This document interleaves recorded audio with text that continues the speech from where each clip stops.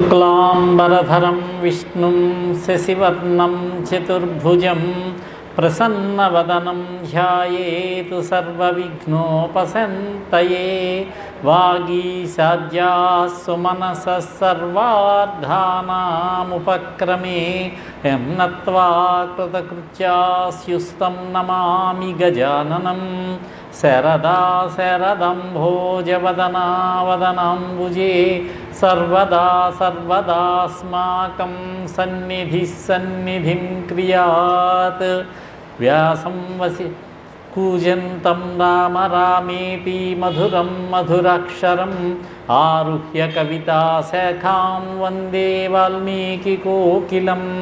आपदामपहर्तारं दातारं सर्वसम्पदां लोकाभिरामं श्रीरामं भूयो भूयो नमाम्यहम्। मनोजवं मारुततुल्यवेगं जितेन्द्रियं बुद्धिमतां वरिष्ठं वातात्मजं वानरयूथमुख्यं श्रीरामदूतं शिरसा नमामि। यत्र यत्र रघुनाथकीर्तनं तत्र तत्र कृतमस्तकाञ्जलिं बाष्पवारि परिपूर्णलोचनं मारुतिं नमतु रक्षसन्तकं। श्रीराघवं दशरथात्मजमप्रमेयं सीतापतिं रघुकुलान्वयरत्नदीपम् आजानुबाहुं अरविन्ददलायताक्षं रामं निशाचरविनाशकरं नमामि। सदाशिवसमारम्भां शङ्कराचार्यमध्यमाम् अस्मदाचार्यपर्यन्तां वन्दे गुरुपरम्परां। శ్రీగురుభ్యో నమః. సభాయే నమః. అందరికీ నమస్కారం అండి.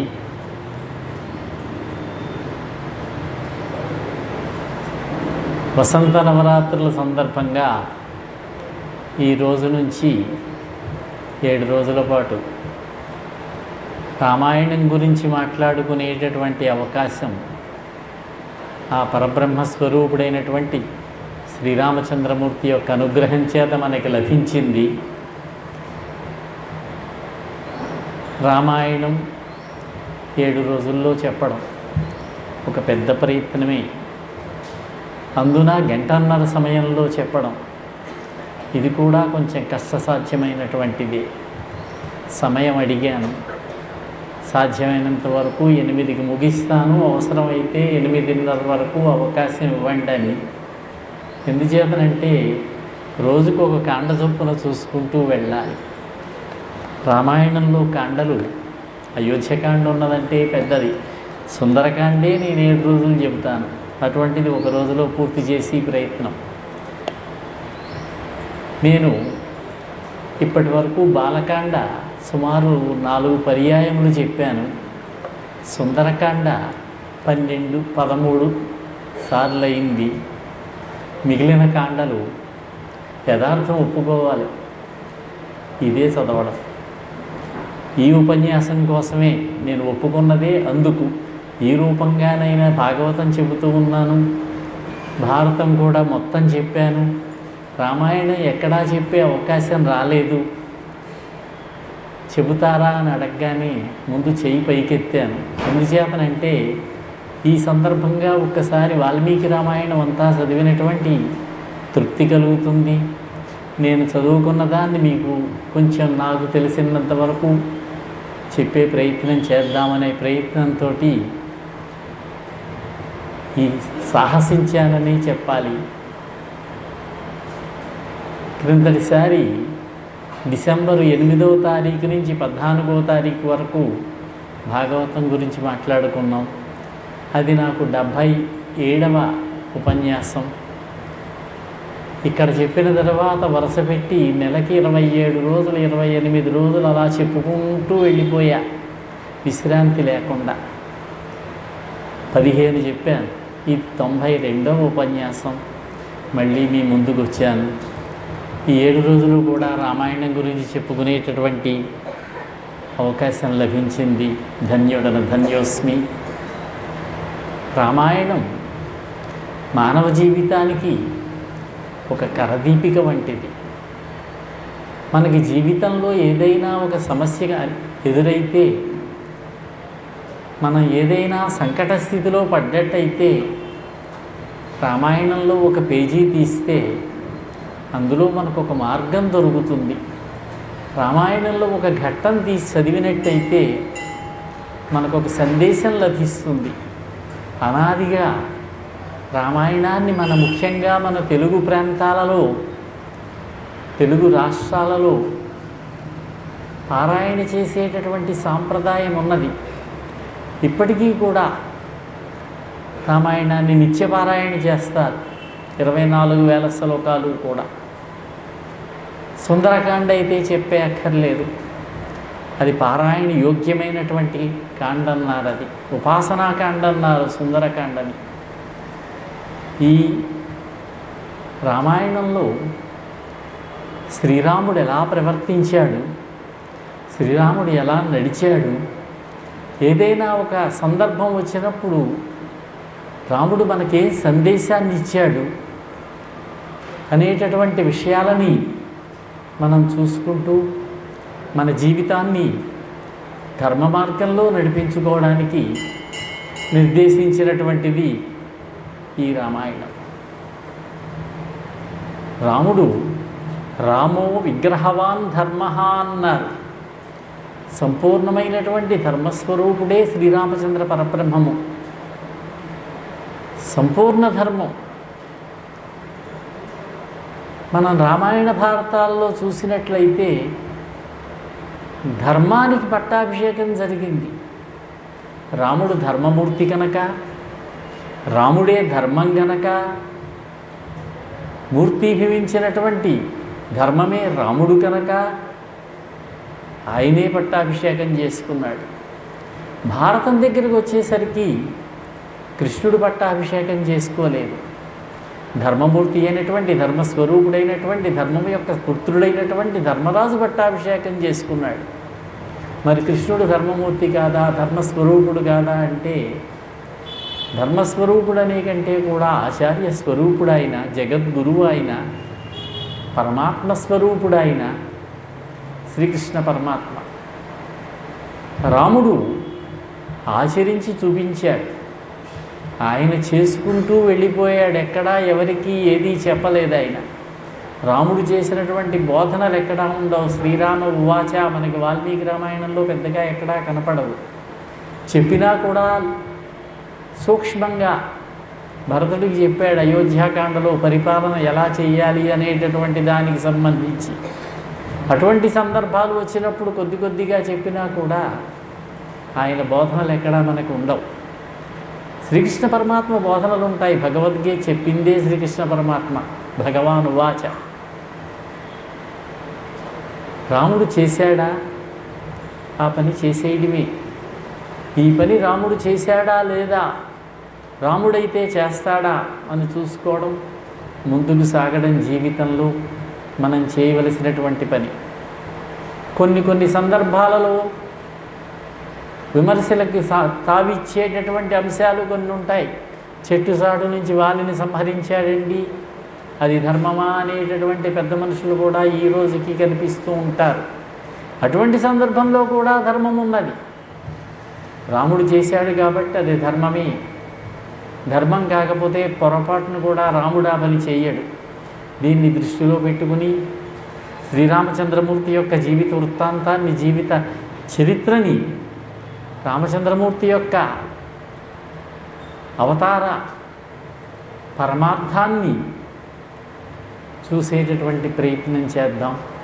అవకాశం ఉన్నటువంటి అంశాలన్నీ కూడా స్పృశించుకుంటూ రామాయణంలో ఉన్నటువంటి కాండలన్నీ కూడా స్పృశించే ప్రయత్నం చేసుకుంటూ వెడదాము. సూర్యవంశం, ఇక్ష్వాకు వంశం, రాముడి యొక్క వంశం. సూర్యవంశ స్థాపకుడు ఎవరంటే వైవస్వత మనువు. వైవస్వత మనువే మూల పురుషుడు. ఇంకా కొంచెం పైకి వెళ్ళినట్లయితే ప్రళయకాలం అయిన తర్వాత, సృష్టి ప్రారంభమైన తరువాత శ్రీ మహావిష్ణువు యొక్క నాభి కమల, శ్రీ మహావిష్ణువు ఆవిర్భవించాడు ముందు వటపత్రశాయిగా, తర్వాత ఆదిశేషుడి మీద, శేషపాన్పు మీద ఆయన బొడ్డు నుంచి ఒక కమలం ఉద్భవించింది. ఆ నాభి కమలం నుంచి బ్రహ్మదేవుడు ఉద్భవించాడు. బ్రహ్మదేవుడు ఆవిర్భవించిన తరువాత ఇవన్నీ ఆవిర్భావాలే, పుట్టుకలను. సృష్టి చేయాలి, తపస్సు తపహ అని వినిపించింది, 1000 సంవత్సరములు తపస్సు చేశాడు. సృజ అని వినిపించింది, అశరీరవాణి. సృష్టి ప్రారంభించాలి. ఎలా? మనస్సంకల్పమాత్రంగా.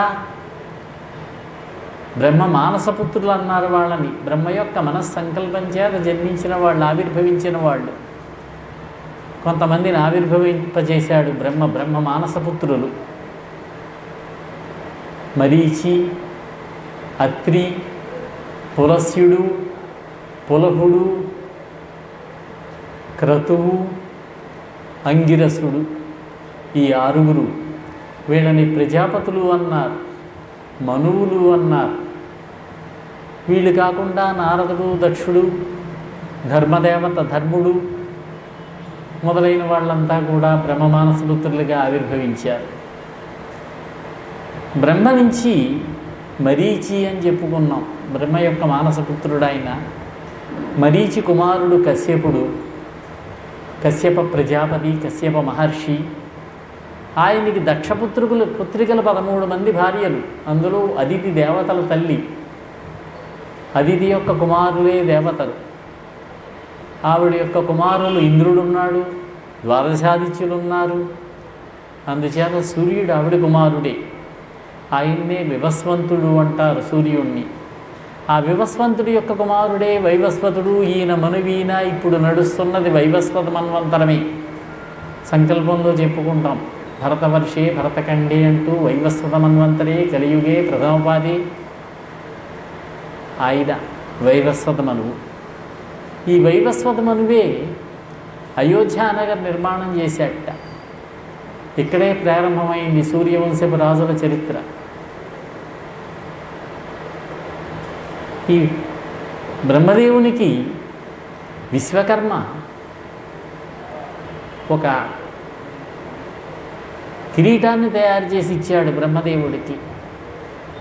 బ్రహ్మదేవుడు ఆ కిరీటాన్ని వైవస్వత మనువుకు బహూకరించాడు. ఆ కిరీటమే అయోధ్య కోసల దేశము, కోసల రాజ్యము, అయోధ్య రాజధాని. ఆ సామ్రాజ్యానికి రాజులుగా పట్టాభిషిక్తులైనటువంటి వాళ్ళంతా కూడా, సూర్యవంశపు రాజులంతా కూడా ధరించారు ఆ కిరీటాన్ని.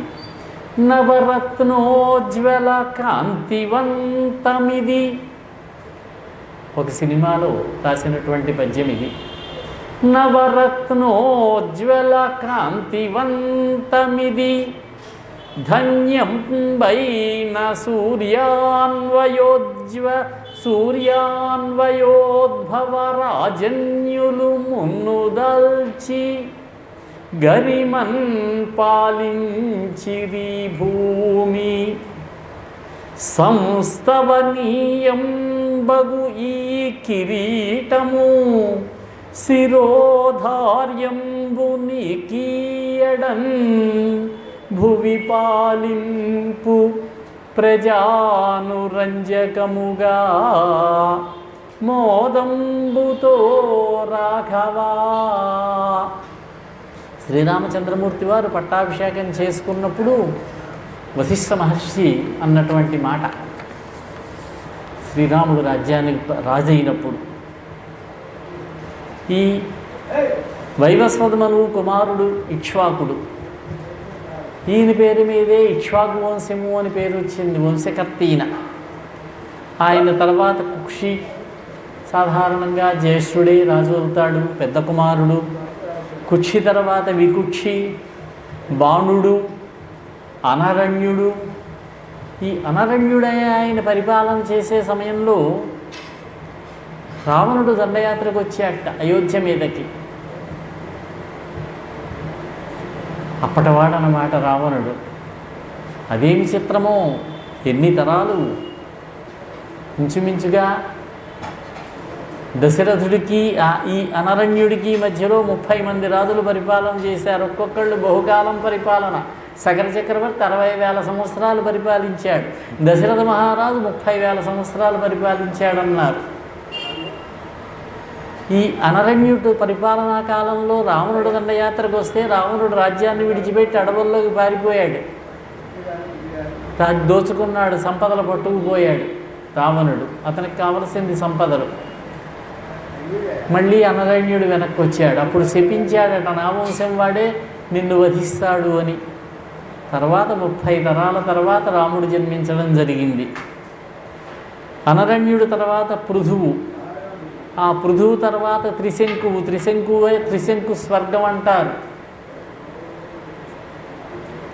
ఆ త్రిశంకు కుమారుడే హరిశ్చంద్రుడు. కానీ ఇక్కడ దుందుమారుడు అన్నారు. బహుశా హరిశ్చంద్రుడికున్న వేరొక పేరేమో ఇది.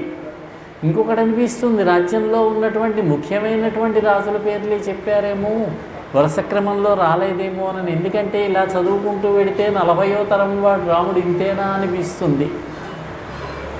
కొంతమంది మధ్యలో ఇంకా పరిపాలన చేశారేమో తెలియదు మనకి.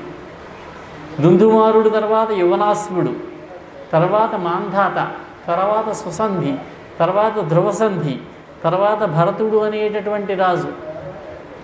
మనకి ధర్మశాస్త్ర పురాణాలు ఇతిహాసాల్లో భరతులు 3-4 కనిపిస్తారు. ఇక్కడో భరతుడు కనిపించాడు సూర్యవంశంలో. రాముడు తమ్ముడో భరతుడు ఉన్నాడు. అలా కాకుండా ఇంకొక ఆయన వైవస్వతమను యొక్క తరంలో 5-6 తరాల తర్వాత ఓ భరతుడు వచ్చాడు. ఆయన జడభరతుడు అన్నారు. ఆయన పేరు మీదనే భరతవంశము, భారతదేశము, భారతీయుడు అనే పేరు వచ్చిందన్నారు. కొంతమంది చెప్పారు ఇప్పుడు వచ్చిన భరతుడు వల్లే ఈయనే జడభరతుడు అన్నారు. కానీ వైవస్వత మనువు యొక్క మనుమడు అని భాగవతం రీత్యా చెప్పబడింది. అసితుడు, తర్వాత సగరుడు. సగర చక్రవర్తి పేరు పొందినటువంటి రాజు. ఈ సగరుడి యొక్క కుమారుడు అసమంజసుడు. అతనికి పరిపాలనా అవకాశం ఇవ్వలేదు. రాజ్యం నుంచి బహిష్కరించాడు. అయోధ్యలో ఉన్నటువంటి పిల్లల్ని తీసుకెళ్ళి సరయూ నదిలో ముంచేస్తున్నట్ట. అతనికి రాజ్య బహిష్కారం విధించి అతని కుమారుడైన అంశుమంతుడు రాజు అయ్యాడు. తర్వాత దిలీపుడు, ఈయన పేరున్న రాజే దిలీప చక్రవర్తి. ఆయన తర్వాత భగీరథుడు. ఈయనే ఈ భగీరథ చక్రవర్తే గంగను భూమికి తీసుకొచ్చినటువంటి వాడు. తర్వాత కకుత్సుడు. కాకుత్స కుల తిలక అంటారు రాముణ్ణి, కాకుత్స వంశం. తర్వాత రఘువు, తర్వాత ప్రవృద్ధుడు. ప్రవృద్ధుడు తర్వాత శంఖణుడు, సుదర్శనుడు, అగ్నివర్ణుడు, శీఘ్రవుడు, మరువు, ప్రశుశ్రుకుడు, అంబరీషుడు.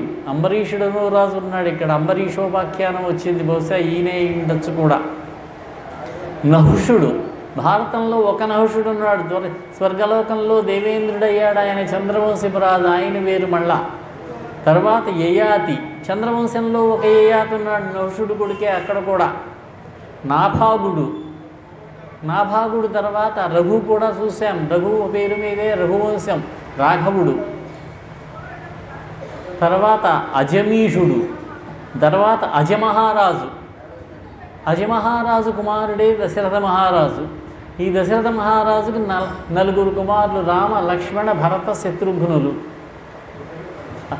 పుత్రకామేష్టి చేసి పొందాడు బహుకాలం తర్వాత, వృద్ధాప్యం వచ్చిన తర్వాత. 40వ తరం కింద లెక్క వచ్చింది. ఇలా పేర్లు చూసుకుంటూ వెళ్ళినట్లయితే రాముని యొక్క పూర్వీకుల యొక్క వంశం ఇది. ఇదే విధంగా భాగవతం చివరలో రాముడి తర్వాత మళ్ళీ ఓ 50 మంది రాజుల పేర్లు చెప్పారు. సూర్యవంశం చివరయ్యేదాకా కూడా, ఆఖరి రాజు దాకా కూడా అక్కడ వచ్చింది. భవిష్య పురాణం అని, భవిష్యోత్తర రాజులు అని అక్కడ చెప్పారు. దశరథ మహారాజు గారు అయోధ్యానగరం రాజధానిగా పరిపాలన చేస్తూ ఉన్నాడు. దశరథ అన్నారు. దశరథుడు 10 మంది యోధులతో సమానమట. 10 మంది అతిరథులతో సమానమైన వాడట ఆయన దశరథ మహారాజు గారు. రథ, రథిక, రథోద్ధార, అతిరథ, మహారథ, అతిరథ అని కొన్ని క్రమాలు చెప్పారు. 10 మంది అతిరథుల పెట్టట దశరథ మహారాజు గారు. అలా కూడా కాదు, ఆయన యొక్క రథము 10 దిక్కులలోనూ కూడా నిరాటంకంగా తిరిగేదట. మహాపరాక్రమవంతుడైనటువంటి రాజు. ఒక అక్షౌహిణి సైన్యం ఉన్నదట ఆయన దగ్గర. ఆయనే చెప్పాడు విశ్వామిత్రుడి దగ్గరతోటి, నా దగ్గర ఒక అక్షౌహిణి సైన్యం ఉన్నది అని. దేవతలకు కూడా యుద్ధంలో సహకారం చేసేవాడు ఆయన. దేవతలకు రాక్షసులకు యుద్ధం వస్తే దేవతల తరఫున యుద్ధంలో పాల్గొనేవాడు. ఒకసారి ఇలా యుద్ధానికి వెళ్ళినప్పుడే నేను కూడా వస్తానండి అన్నది కైక. రథ సారథ్యం కూడా చేసింది ఆవిడ. ఆ కాలంలో స్త్రీలు కూడా సారథ్యం చేయగలిగినటువంటి నైపుణ్యం కలిగినటువంటి స్త్రీలు ఉండేవారన్నమాట. ఒక రాక్షసుడి యొక్క మాయల వల్ల, రాక్షసులతోటే కదా యుద్ధం, దశరథుడు మూర్ఛ పొందితే అతడి నుంచి తప్పించి దశరథుడు ప్రాణాలు కాపాడి ఒక సురక్షితమైనటువంటి స్థానానికి తీసుకువెళ్ళింది. సంతోషించాడు దశరథ మహారాజు, నన్ను రెండు విధాలుగా రక్షించావు. ఒకటి, రాక్షసుడి బారి నుంచి కాపాడావు. 2, స్పృహ తప్పిన నన్ను సేదతీర్చి స్పృహ వచ్చేలా చేసావు. 2 వరాలు ఇస్తున్నాను, ఏం కావాలో కోరుకో అన్నాడు. నాకెందుకండి వరాలు, ఇప్పుడు అసలు ఉన్నదే యుద్ధరంగంలో, ఇప్పుడేం కోరుకుంటాను, మీ దగ్గరే ఉంచండి, ఎప్పుడైనా భవిష్యత్తులో అవసరమైతే చూద్దాంలేండి అన్నది ఆవిడ. దాచెట్టే పెట్టుకున్నది బ్యాంకులో. తర్వాత అవసరం వచ్చినప్పుడు తీసింది, సరి అయిన సమయంలో బయటికి తీసింది ఆవిడ. ఆ కథ అంతా కూడా మనకి తెలుసు. అయోధ్య నగరానికి 2 మైళ్ళ దూరంలో సరయూ నది ప్రవహిస్తూ ఉంటుంది. మానస సరోవరం నుంచి ఉద్భవించినటువంటి సరయూ నదట. సరయూ అన్నారు. ఆ నది అయోధ్యను చుట్టుకుని ప్రవహిస్తూ ఉంటుంది. సరయూ నదీ తీరంలో ఉన్నటువంటిది అయోధ్య నగరం. యోద్ధుం అశక్య, ఇతరులకు జయించ శక్యం కానటువంటిదన్నారు అయోధ్య. మహాపరాక్రమవంతులైనటువంటి రాజులు. ఈయన దగ్గర, దశరథ మహారాజు గారి దగ్గర 8 మంత్రులు ఉన్నారు. దృష్టి, జయంతుడు, విజయుడు, సిద్ధార్థుడు, అర్థసాధకుడు, అశోకుడు, మంత్రపాలుడు, సుమంత్రుడు. ధర్మంగా ఉండేటటువంటి వాళ్ళు. పరిపాలన ధర్మబద్ధంగా జరుగుతూ ఉన్నది. దశరథుని యొక్క పరిపాలనలో ప్రజలందరూ కూడా ఆనందంతో ఉన్నారు. ధర్మబద్ధమైనటువంటి పరిపాలన చేస్తున్నాడు దశరథ మహారాజు గారు. ఆయనకు ముఖ్య ఋత్విజులు వశిష్ఠుడు, వామదేవుడు. వీళ్ళే కాకుండా ఇంకా కొంతమంది మహర్షులు ఉన్నారు. ఇది దశరథ మహారాజు గారి పరిపాలన. అయితే అంతా బాగానే ఉంది. ఆయనకు 3 భార్యలు, కౌసల్య, సుమిత్ర, కైక. కౌసల్యను వివాహం చేసుకున్నాడు, సంతానం కలగలేదు. మగధ దేశపు రాజుగారి అమ్మాయి అయినటువంటి సుమిత్రని స్వయంవరంలో వివాహం చేసుకున్నాడు.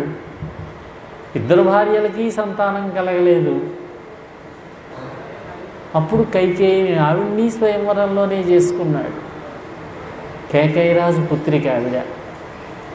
అయితే కేకైరాజు ఒక చిన్న నిబంధన పెట్టాట.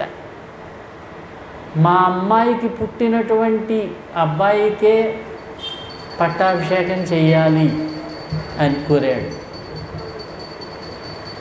దశరథ మహారాజు గారు అంగీకరించాడు. ఇక్కడ వాయుపురాణంలో ఉమా సంహితలో పార్వతీదేవికి పరమేశ్వరుడికి మధ్య జరిగినటువంటి సంభాషణలో ఈ విషయాన్ని పార్వతీదేవి అడిగింది. అప్పుడు పరమేశ్వరుడు చెప్పాడు. దశరథ మహారాజు గారు చెప్పిన మాట ఏమిటంటే, కౌసల్యకి సంతానం ఉండి ఇప్పుడు కౌసల్యకి సుమిత్రకి కూడా సంతానం లేదు. కౌసల్యకి సంతానం ఉండి కైకేయికి లేకపోతే ప్రతిజ్ఞ అవసరమే లేదు. అలా కాకుండా కైకేయికి సంతానం ఉండి కౌసల్యకి లేకపోతే అప్పుడు ప్రతిజ్ఞకు అవసరం లేదు.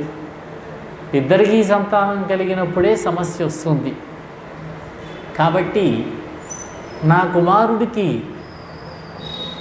నేను పట్టాభిషేకం చేసేటటువంటి సమయంలో నువ్వు గుర్తుపెట్టుకుని కనుక నాకు గుర్తు చేసినట్లయితే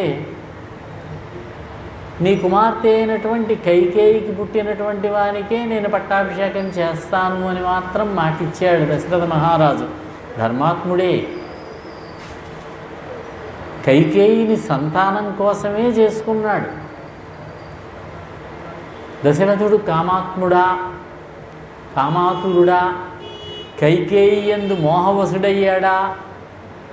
ధర్మబద్ధుడు ఆయన. సత్యవాక్యం కోసం కట్టుబడినటువంటి వాడు. రాముణ్ణి అడవికి పంపినప్పుడు కూడా అక్కడేదో దుఃఖపడినట్లు బాధపడినట్లు కైకేయిని ప్రార్థించినట్లు మనకు కనిపించినా సత్యం కోసమే తప్ప కైకేయి యందు మోహవశుడై కాదు. ఈ విషయం మనకి అయోధ్యాకాండలో విపులంగా చెప్తారు. అక్కడ దశరథుడు మంత్రులతో అన్నారు, సంతానం కలగలేదు, సంతానాన్ని కోరుకుంటున్నాను, బహుకాలం నుంచి పరిపాలన చేస్తూ ఉన్నాను, అశ్వమేధయాగం చేసినట్లయితే సంతానం కలుగుతుంది, అశ్వమేధయాగం చేస్తాను, నాకు వంశోద్ధారకుడైనటువంటి పుత్రుడు లేడు, అందుచేత దుఃఖపడుతూ ఉన్నాను అన్నాడు. అశ్వమేధయాగం చేస్తానంటే వశిష్ఠుడు మొదలైనటువంటి మహర్షులు చాలా సంతోషం, మహారాజా అశ్వమేధయాగం చేయండి అన్నారు. అప్పుడు సుమంతుడు ఆయనకి బాగా దగ్గరగా ఉండేటటువంటి మంత్రి ఆయనతోటి మాట్లాడుతూ, మహారాజా నేను మహర్షులు మాట్లాడుకుంటుంటే భవిష్యత్ సంఘటనలను దర్శించగలిగినటువంటి సనత్కుమార మహర్షి మీకు పుత్రప్రాప్తి జరిగే విషయాన్ని గురించి ఋషుల సమక్షంలో ఓ కథ చెప్పాడు ఆయన. అది నాకు తెలిసింది, నేను విన్నాను. మీ మిత్రుడు ఉన్నాడు రోమపాదుడు అనే అంగదేశపు రాజు. ఆ రోమపాదుడి యొక్క అల్లుడు ఋష్యశృంగుడు. ఆయన అంగదేశపు రాజు అసలు దివిరథుడు. ఆ దివిరథుడు కుమారుడు ధర్మరథుడు. ఆ ధర్మరథుడు కుమారుడే రోమపాదుడు. ఆయన ఒకప్పుడు ఒక తప్పు చేశాడు. బ్రాహ్మణులను అవమానించాడు. రాజ్యంలో వర్షాలు కురవలేదు, అనావృష్టి ఏర్పడింది. దానితోటి విభాండకుడు అని ఒక మహర్షి, ఆయన కుమారుడు ఋష్యశృంగుడు, తండ్రి దగ్గర ఆశ్రమంలో పెరుగుతూ ఉన్నాడు. ఆయనకి స్త్రీలు పురుషులు ఏమీ తెలియదు. ఆశ్రమము, తండ్రి, ఆ చుట్టుపక్కల ఉండేటటువంటి కొన్ని మృగములే, లోకమే తెలియదు ఆయనకి. ఆయన్ని కనుక తీసుకువచ్చినట్లయితే ఆయనకి మీ అమ్మాయి అయినటువంటి శాంతాదేవినిచ్చి వివాహం చేసినట్లయితే ఆయన కనుక మీ దగ్గర కొంతకాలం ఉన్నట్లయితే వర్షాలు పడతాయి, అనావృష్టి తగ్గుతుంది అని చెప్పారు అతని మంత్రులు. అయితే ఆయన్ని తీసుకురావాలంటే మన అందమైనటువంటి వారకాంతల్ని పంపించాలి. వాళ్ళు వెళ్ళినట్లయితే వాళ్ళని చూసి వాళ్ళకు కూడా వస్తాడు ఆయన. అప్పుడు ఇక్కడ ఎట్టే పెట్టుకోవచ్చు అన్నారు. అలాగే భోజన పదార్థములు, పిండి వంటలు చేయించాడు. అమ్మాయిలు, అందమైనటువంటి అమ్మాయిల్ని పంపించాడు. వాళ్ళు ఋషిపుత్రులే అనుకున్నాడు ఋష్యశృంగుడు. మీరెక్కడుంటారు, మీరు ఎలా ఉంటారు, మీరేమిటి ఇలా బట్టలు కట్టుకున్నారు, నేను ఇంకోలా కట్టుకున్నాను అని అడిగాడు. మా పట్టణానికి వచ్చినట్లయితే ఇంకా చక్కటి సౌకర్యాలు ఉంటాయి అని వాళ్ళు తీసుకొచ్చినటువంటి మధుర పదార్థములు పెడితే ఇవేమిటి ఇలా ఉన్నాయి, మాకన్నీ కూడా కన్నమూలములు, ఇవే తింటాం మేము ఇక్కడ అన్నాడు. నెమ్మదిగా మాటల్లో పెట్టి అంగదేశానికి తీసుకువచ్చారు. శాంతనిచ్చి వివాహం జరిపించాడు. దశరథ అనావృష్టి తగ్గింది, వర్షాలు కురిసాయి. మహారాజా, దశరథ మహారాజా, రోమపాదుడు మీకు స్నేహితుడే, మీరు వెళ్ళి ఆయన అల్లుడైనటువంటి ఋష్యశృంగుణ్ణి కనుక పిలుచుకొచ్చినట్లయితే, ఆయన కనుక మీ చేత పుత్రకామేష్టి కనుక చేయించినట్లయితే మీకు సంతానం కలుగుతుంది అని చెప్పాడు సుమంతుడు. అప్పుడు దశరథ మహారాజు అశ్వమేధయాగం జరగడానికి ఏర్పాట్లన్నీ చేయమని చెప్పి పురమాయించి తన యొక్క అంతఃపుర పరివారంతో కూడా బయలుదేరి రంగదేశానికి వెళ్ళాడు. రోమపాదుడి దగ్గరికి 7 రోజులో 8 రోజులో ఉన్నాడు. మీ అల్లుడైనటువంటి ఈ మహర్షి అయినటువంటి ఋష్యశృంగ మహర్షిని నా రాజ్యమునకు పంపించాలి, ఆయన ఒక్కడ మహత్తర కార్యాన్ని చేయవలసి ఉన్నది అన్నాడు. అప్పుడు శాంతాతవ సుతారాజన్ సహ భర్త్రా విశంపతే మదీయం నగరం యాతు కార్యం హి మహదుద్యతం. మహారాజా, నీ కుమార్తె అయినటువంటి శాంతని అల్లుడైనటువంటి ఋష్యశృంగుణ్ణి నా నగరానికి పంపించు, అక్కడ ఒక మహత్కార్యం చేయవలసి ఉన్నది అన్నాడు. అప్పుడు రోమపాద మహారాజు గారు తన అల్లుడైనటువంటి ఋష్యశృంగుడితోటి రోమపాదేన చాఖ్యాతం ఋషిపుత్రాయ ధీమతే సఖ్యం సంబంధకం చైవ తదాతం ప్రత్యపూజయతు. ధీశాలి అయినటువంటి మహర్షి అయినటువంటి ఋష్యశృంగుడికి రోమపాదుడు దశరథుడిని పరిచయం చేస్తూ తనకు దశరథుడితో ఉన్నటువంటి మైత్రిని బంధుత్వాన్ని గురించి చెప్పాడని రాశారు వాల్మీకి. సఖ్యం సంబంధకం చైవ, స్నేహము బంధుత్వము, ఈ మాట పట్టుకున్నారు. బంధుత్వం అన్నాడు కాబట్టి ఒక కథ కల్పించారు. శాంత దశరథుడి కుమార్తె అని, రోమపాదుడిని పెంచుకోమని ఇచ్చాడని, కాబట్టి దశరథుడికి కూడా అల్లుడే ఋష్యశృంగుడని, తన స్నేహితుడికి అల్లుడు కాబట్టి తనకు అల్లుడు వంటి వాడే భావన అంతే అని చెప్పారు. అయితే ఇక్కడ మినహా వాల్మీకి రామాయణంలో ఇంకెక్కడా కూడా శాంతాదేవి ప్రస్తావన లేదు. అబ్బాయి పుడితే అబ్బాయిని దత్తత ఇస్తే పితృపైతామహ సంబంధం మారిపోతుంది, ఇంటి పేరే మారిపోతుంది. కన్న తండ్రి చనిపోతే మైలు పట్టక్కర్లేదు అతను. దత్తత చేసుకున్న తండ్రి మరణిస్తే మైలు పట్టాలి, కర్మకాండ చేయాలి. ఇంకా తన కన్న తండ్రితోటి ఏ విధమైనటువంటి సంబంధము ఉండదు వాళ్ళకి. అమ్మాయికి అలా కాదు, అంత తేలిగ్గా పోయేది కాదు. శాంతాదేవి అయోధ్యకు వచ్చినట్టు కానీ, పుట్టింటికి వచ్చినట్లు కానీ, శ్రీరాముడు పెళ్ళైనప్పుడు కానీ, శ్రీరాముడు అరణ్యవాసానికి వెళ్ళినప్పుడు కానీ, శ్రీరాముడు పట్టాభిషేకం చేసుకున్నప్పుడు కానీ ఈ శాంత ఋష్యశృంగులు వచ్చినట్టుగా ఎక్కడా మనకి వాల్మీకి చెప్పలేదు. అందుచేత శాంతాదేవి దశరథ మహారాజు కుమార్తె అనడానికి ఆధారం లేదు.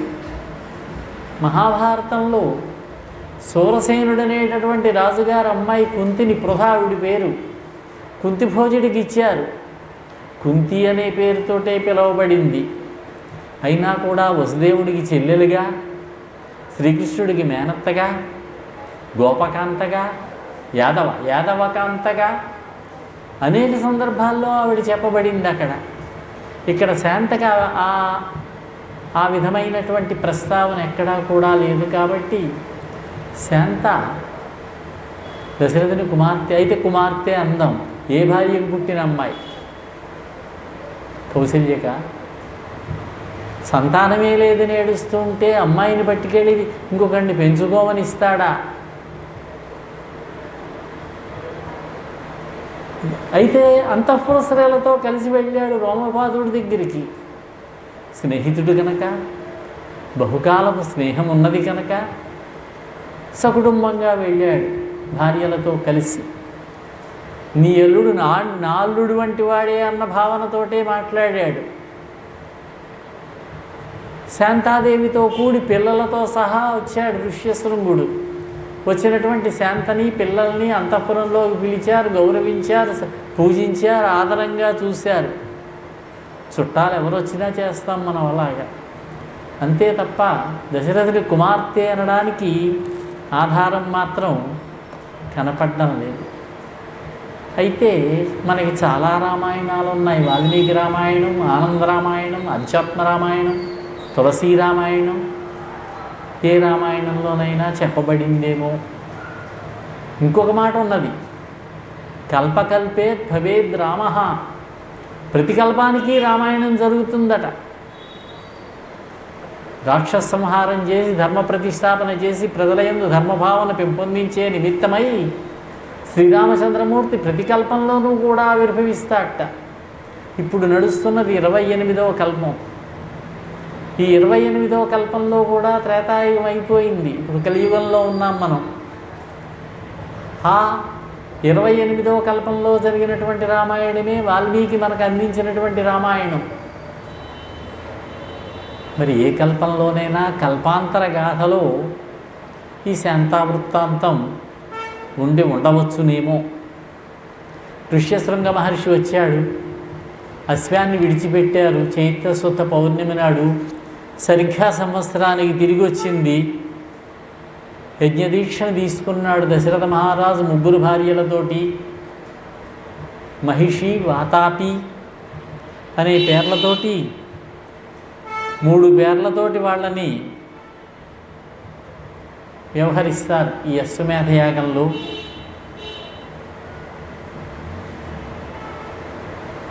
అశ్వాన్ని పరిచరించింది కౌసల్యాదేవి. అశ్వమేధయాగం పూర్తయింది. మహాత్మా, నా చేత నాకు సంతానం లేదు, సంతానం కావాలి, మీరు నా చేత ఏదైనా ఒక యాగం చేయించండి, యజ్ఞం చేయించండి అన్నాడు దశరథ మహారాజు. మహారాజా, నీకు మహాత్ములైనటువంటి దైవాంశ సమృద్ధులైనటువంటి 4 కుమారులు కలుగుతారు. నీకు సంతానం ఉన్నది కాబట్టి నీ చేత పుత్రకామేష్టి చేయిస్తానని ఒకరోజు చేసేటటువంటి ఇష్టి ఇది. పుత్రకామ ఇష్టి ఒక కోరికతో చేసేటటువంటి సంతానం కలగాలనేటటువంటి ఆభిజాత్యమైనటువంటి ఆభిచారిక క్రతు అన్నారు. పుత్రకామేష్టి, నక్షత్రేష్టి, ఇలాంటి చిన్న చిన్న వ్రతాలు అది జరిపించాడు. దేవతలంతా వచ్చారు ఈ పుత్రకామేష్టికి. వాళ్ళంతా కూడా రావణుడు ప్రజలను బాధ పెడుతూ ఉన్నాడు. భూలోకంలో రాక్షసుల యొక్క బాధలు ఎక్కువగా ఉన్నాయి. రాక్షసులు భారంగా ఉన్నారు భూమికి. కాబట్టి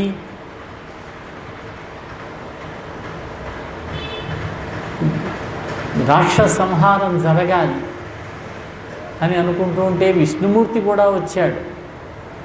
విష్ణుమూర్తిని ప్రార్థించారు, నీవు 4 రూపాలలో దశరథ మహారాజు కుమారులుగా ఆవిర్భవించి రాక్షస సంహారం చేయవలసినది అని. భయం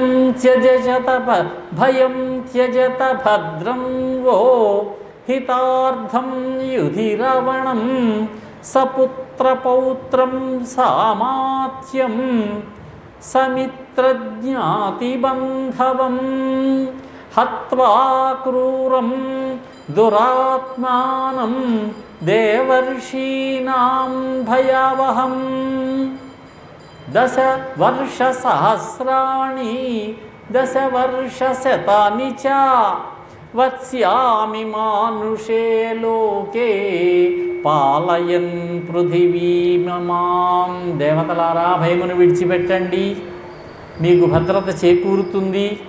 క్రూరుడు, దురాత్ముడు, దేవతలని ఋషులను బాధిస్తున్నవాడు అయినటువంటి రావణుని అతని పుత్రులను, పౌత్రులను, అమాత్యులను, బంధువులను, మిత్రులను, జ్ఞాతులను అందరినీ కూడా లోకహితార్థమై నేను వధిస్తాను. దశరథ మహారాజు కుమారుడిగా 4 కుమారులుగా నా అంశలతోటే జన్మిస్తారు. తరువాత నేను 11,000 సంవత్సరముల కాలం ఈ మానవలోకంలో నివసిస్తాను. శ్రీరాముని యొక్క పరిపాలనా కాలం 11,000 సంవత్సరములు. ఇంకా పరిపాలించగలవాడే. అవతార పరిసమాప్తి అయిపోయినది. ధర్మ సంస్థాపన జరిగింది. రామరాజ్యం ఏర్పడింది. ప్రజలంతా సుఖశాంతులతో ఉన్నారు. దుష్ట రాక్షస సంహారం అయింది. అవతార పరిసమాప్తి చేశాడు ఆయన. ఈ భూమండలంలో నేను పరిపాలన చేస్తాను అని వాగ్దానం చేశాడు విష్ణుమూర్తి దేవతలకు, అక్కడికి వచ్చినటువంటి ఋషులకు. ఈ అశ్వమేధ యాగంలో యూపస్తంభాలను కడతారు. 21 యూపస్తంభాలు కట్టారు, స్తంభములు. వాటికి అందులో 6 మారేడు స్తంభములు, 6 చండ్ర స్తంభములు, 6 మోదుగ స్తంభములు, 1 విరిగి చెట్టు స్తంభము, 2 దేవదారు స్తంభములు నిలబెట్టారట. ప్రతి 2 యూపస్తంభముల మధ్యలోనూ బారెడేసి దూరం ఉంటుందట. ఆ యూపస్తంభాలు బంగారు తొడుగులతోటి అలంకరించబడి ఉన్నాయట. ప్రతి యూపస్తంభము కూడా 21 మూరల పొడవు ఉన్నదట. 21 మూరల పొడవు ఉండేటటువంటి 21 యూపస్తంభములు. ఆ యూపస్తంభాన్ని పూజించారు. యజ్ఞం సక్రమంగా జరిగింది. విష్ణువు యొక్క రూపమే, అంశయే యజ్ఞపురుషుడు వచ్చాడు. బంగారు పాత్రతోటి పాయసం తీసుకుని వచ్చాడు. దశరథ మహారాజుకి ఇచ్చాడు. మహారాజా, ఈ పాయసాన్ని మీ భార్యలకు ఇవ్వవలసినది, నీకు సంతానం కలుగుతారు అన్నాడు. ఆ పాయస పాత్ర తీసుకువచ్చి కౌసల్యాదేవి చేతిలో పెట్టాడు దశరథ మహారాజు. కౌసల్యాదేవికి, కౌసల్య ధర్మస్వరూపిణి. సుమిత్ర రాజపుత్రికయే కానీ కొంచెం దాసీ లక్షణాలు, కొంచెం సేవాభావం ఎక్కువ. కైకేయి భోగభాగ్యములతో ఉండే ఆవిడ. దశరథుడు ధర్మాత్ముడు కాబట్టే ధర్మం వైపు మొగ్గు చూపాడు. ధర్మపత్ని, ధర్మస్వరూపురాలు అయినటువంటి కౌసల్య చేతికే ఇచ్చాడు. అదే దశరథుడికి కైకేయి ఎందుకు కొంచెం అందంగా ఉంటుంది కాబట్టి, చిన్న భార్య కాబట్టి కొంచెం కైకేయి యందు ఇష్టం ఉంటే ఉండవచ్చు, కానీ కైకేయి యందు మోహం మాత్రం కాదు దశరథ మహారాజుకి. ఆ పాయసాన్ని మిగతా భార్యలకు కౌసల్య చేతే ఇప్పించాడు. కౌసల్యాయై నరపతి పాయసార్థం దదౌ తదా అర్ధాదర్ధం దదౌ చాపి సుమిత్రాయై నరాధిపః కైకేయ్యై చ అవశిష్టార్థం దదౌ పుత్రార్థకారణాత్ ప్రదదౌ చావశిష్టార్థం పాయసస్యామృతోపమం అనుచింత్య సుమిత్రాయై పునరేవ మహీపతిః ఏవం తాసాం దదౌ రాజా భార్యాణం పాయసం పృథకు. కౌసల్యాదేవికి అమృతతుల్యమైనటువంటి ఆ పాయస పాత్రనిచ్చాడు. అందులో సగభాగాన్ని ఆవిడికి ఇచ్చాడు. మామూలుగా చెప్పుకుంటే సగభాగాన్ని ఆవిడికి ఇచ్చాడు. అందులో ఆ మిగిలినటువంటి సగభాగంలో సగభాగాన్ని సుమిత్రాదేవికి ఇచ్చాడు. మిగిలిన పావు భాగంలో మళ్ళీ సగభాగాన్ని, అంటే 4వ వంతులో మళ్ళీ సగం 8వ భాగం కైకేయికి ఇచ్చాడు. మిగిలినటువంటి ఆ పరక భాగం ఉన్నదే 8వ భాగం, దాన్ని మళ్ళీ సుమిత్రకి ఇచ్చాడు. 2 సార్లు 2 భాగములుగా సుమిత్రకి లభించింది. ఈ విధంగా సంతాన ప్రాప్తి కోసం పాయసాన్ని 3 రాణులకి కూడా విడివిడిగా పంచిపెట్టాడని చెప్పారు. అయితే పండితులు దీని గురించి కొంచెం వివరంగా చెప్పింది ఏంటంటే, పాయసాన్ని 8 భాగములు చేస్తే, 8 వీసములుగా చేస్తే అందులో సగం కంటే కొంచెం ఎక్కువ పెద్ద భాగాన్ని పెద్ద భార్య అయినటువంటి కౌసల్యకి ఇచ్చాడు 5 వీసాలు. మిగిలింది 3 వీసాలు కైకేయికి ఇచ్చాడు. మళ్ళీ కైకేయికి ఇచ్చినటువంటి 3 భాగముల్లోనూ సగం భాగం సుమిత్రకి ఇప్పించాడు కైకేయి చేత. అందుచేత 1.5 భాగం సుమిత్రకి, 1.5 భాగం కైకేయికి. కౌసల్య దగ్గర ఉన్నటువంటి 5 భాగాల్లో 3.5 భాగాలు కౌసల్యకి ఇచ్చి 1.5 భాగం మళ్ళీ సుమిత్రకి ఇప్పించాడు. అందుచేత మొత్తం మీద చూసినట్లయితే కౌసల్యకు 8 భాగముల్లోనూ 3.5 భాగములు, కైకేయికి 1.5 భాగం, సుమిత్రకి 2 సార్లు 2 1.5. అందుకే ఆవిడికి కవల పిల్లలు పుట్టారు. పెద్ద భాగం 3.5 భాగములు కనుక సంపూర్ణ నారాయణాంశతో శ్రీరాముడు అవతరించాడు. 1.5 1.5 1.5 ఆ 3 సమాన భాగములు వీరికి లభించాయి. కాబట్టి ఈ ఇద్దరికి సుమిత్రకి ఎక్కువ 2 సార్లు, ఆవిడికి 2 పిల్లలు, ఈవిడికి భరతుడు జన్మించారు. వారు శ్రీమన్నారాయణుని యొక్క అంశలుగా, శంఖముగా భరతుడు, ఆదిశేషుడి యొక్క అంశయే లక్ష్మణుడు, శత్రుఘ్నుడు, చక్రం, ఈ 3 జన్మించారు. 12 నెలలు గర్భం ధరించారు. ఒక శుభముహూర్తంలో పుత్ర సంతానం కలిగింది. 3 కూడా 4 కుమారులు జన్మించారు. ఇంతకు ముందే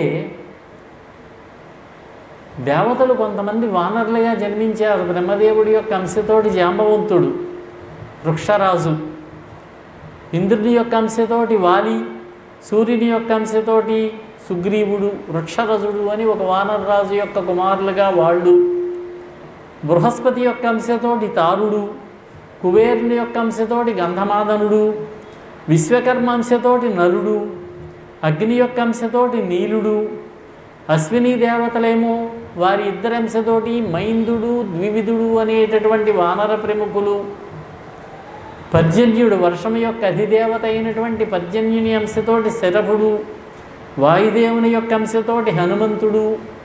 ఈ విధముగా వానర, భల్లూక, గోలాంగూలములుగా, గోలాంగూలములంటే కొండముచ్చులు, అప్పటికే కిష్కింధా ప్రాంతంలో శ్రీరాముడికి సహాయం చేయడానికి, ఇంకా మిగిలినటువంటి పేరు పొందినటువంటి దేవతలు, మహర్షులు, గంధర్వులు, గరుడులు మొదలైన వాళ్ళంతా కూడా, యక్షులు, ఐరావతాది గజజాతి వారు, వాసుకి మొదలైనటువంటి సర్పజాతి వారు, కింపురుషులు, సిద్ధులు, విద్యాధరులు, కిన్నరులు మొదలైన వాళ్ళంతా కూడా ప్రసిద్ధమైనటువంటి అప్సరసలయందు, విద్యాధర స్త్రీలయందు, నాగకన్యకలయందు, గంధర్వకాంతలయందు వేల కొలది వానరులుగా జన్మించారు రాముడికి సహాయం చేసే నిమిత్తమై.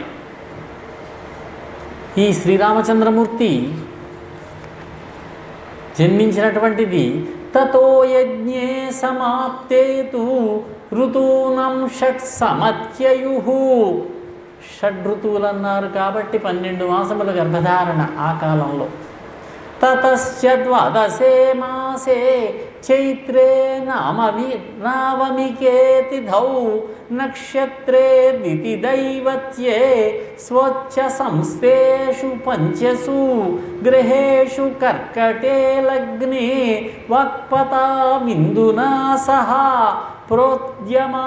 ప్రోద్యమానే జగన్నాథం సర్వలోక నమస్కృతం కౌసల్యా జనయద్రామం సర్వలక్షణ సంయుతం